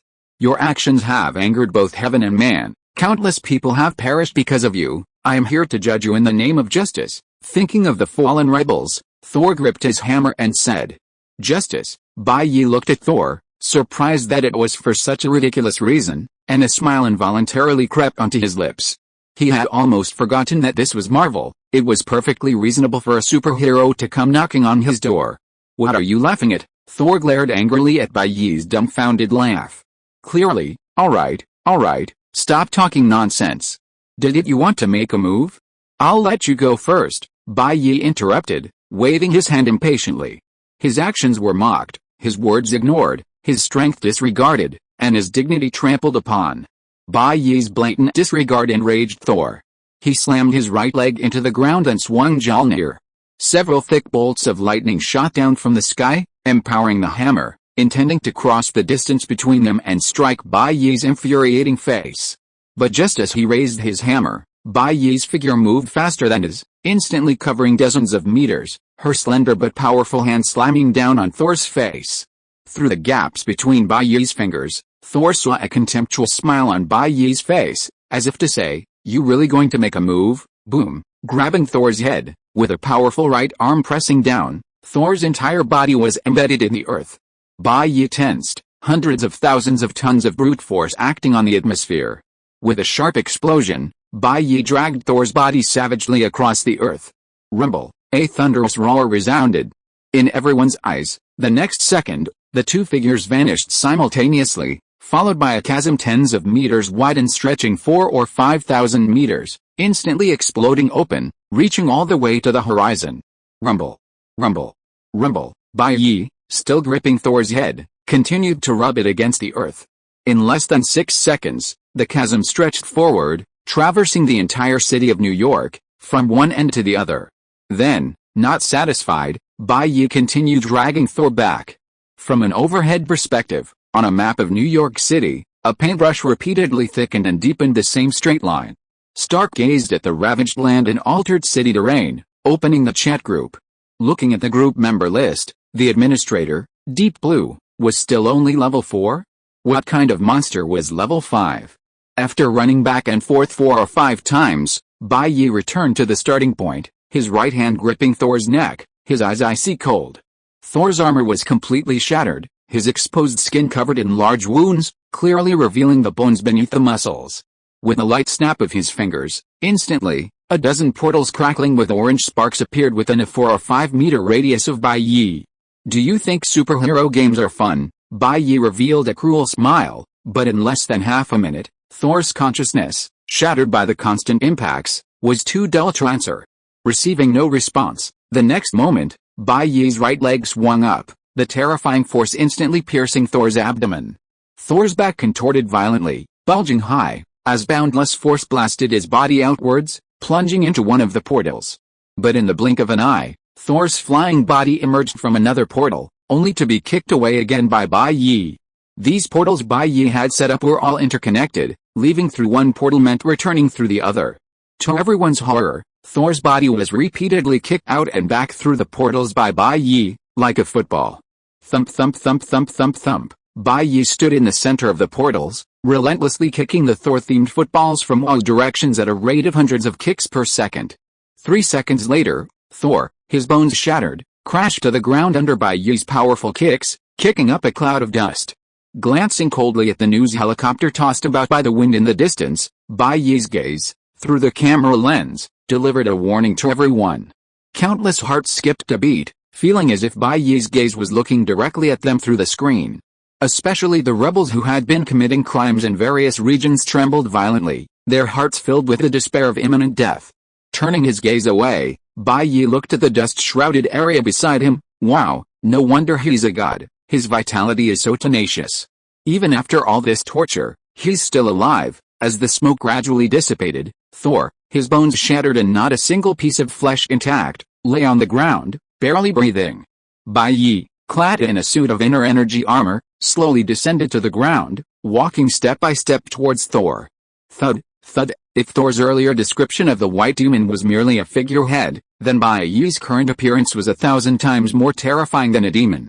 Faced with Bai Ye's approach, Thor's mind and body were completely filled with fear. Even with his bones shattered and in excruciating pain, he still mustered the strength to slowly move his body away from Bai Ye. Oh, now you know fear. Bai Ye looked down at Thor's struggling figure, a contemptuous smile still playing on his lips. Thor was now completely broken, his anger gone, replaced only by fear. I won't fight anymore, Thor gasped, managing only a weak whisper. Please spare me, I refuse, Bai Ye said, raising his foot to crush Thor, but a 7-colored light suddenly descended from the sky, completely enveloping Thor's body. The Rainbow Bridge, is it? You think you can just run away because you can't win? Treating this place like a dungeon? There's no such thing as a free lunch. Bai Ye watched Thor disappear into the sky, enveloped by the Rainbow Bridge, without intervening. He simply watched Thor vanish without a trace, saying indifferently, no one can escape from my hands.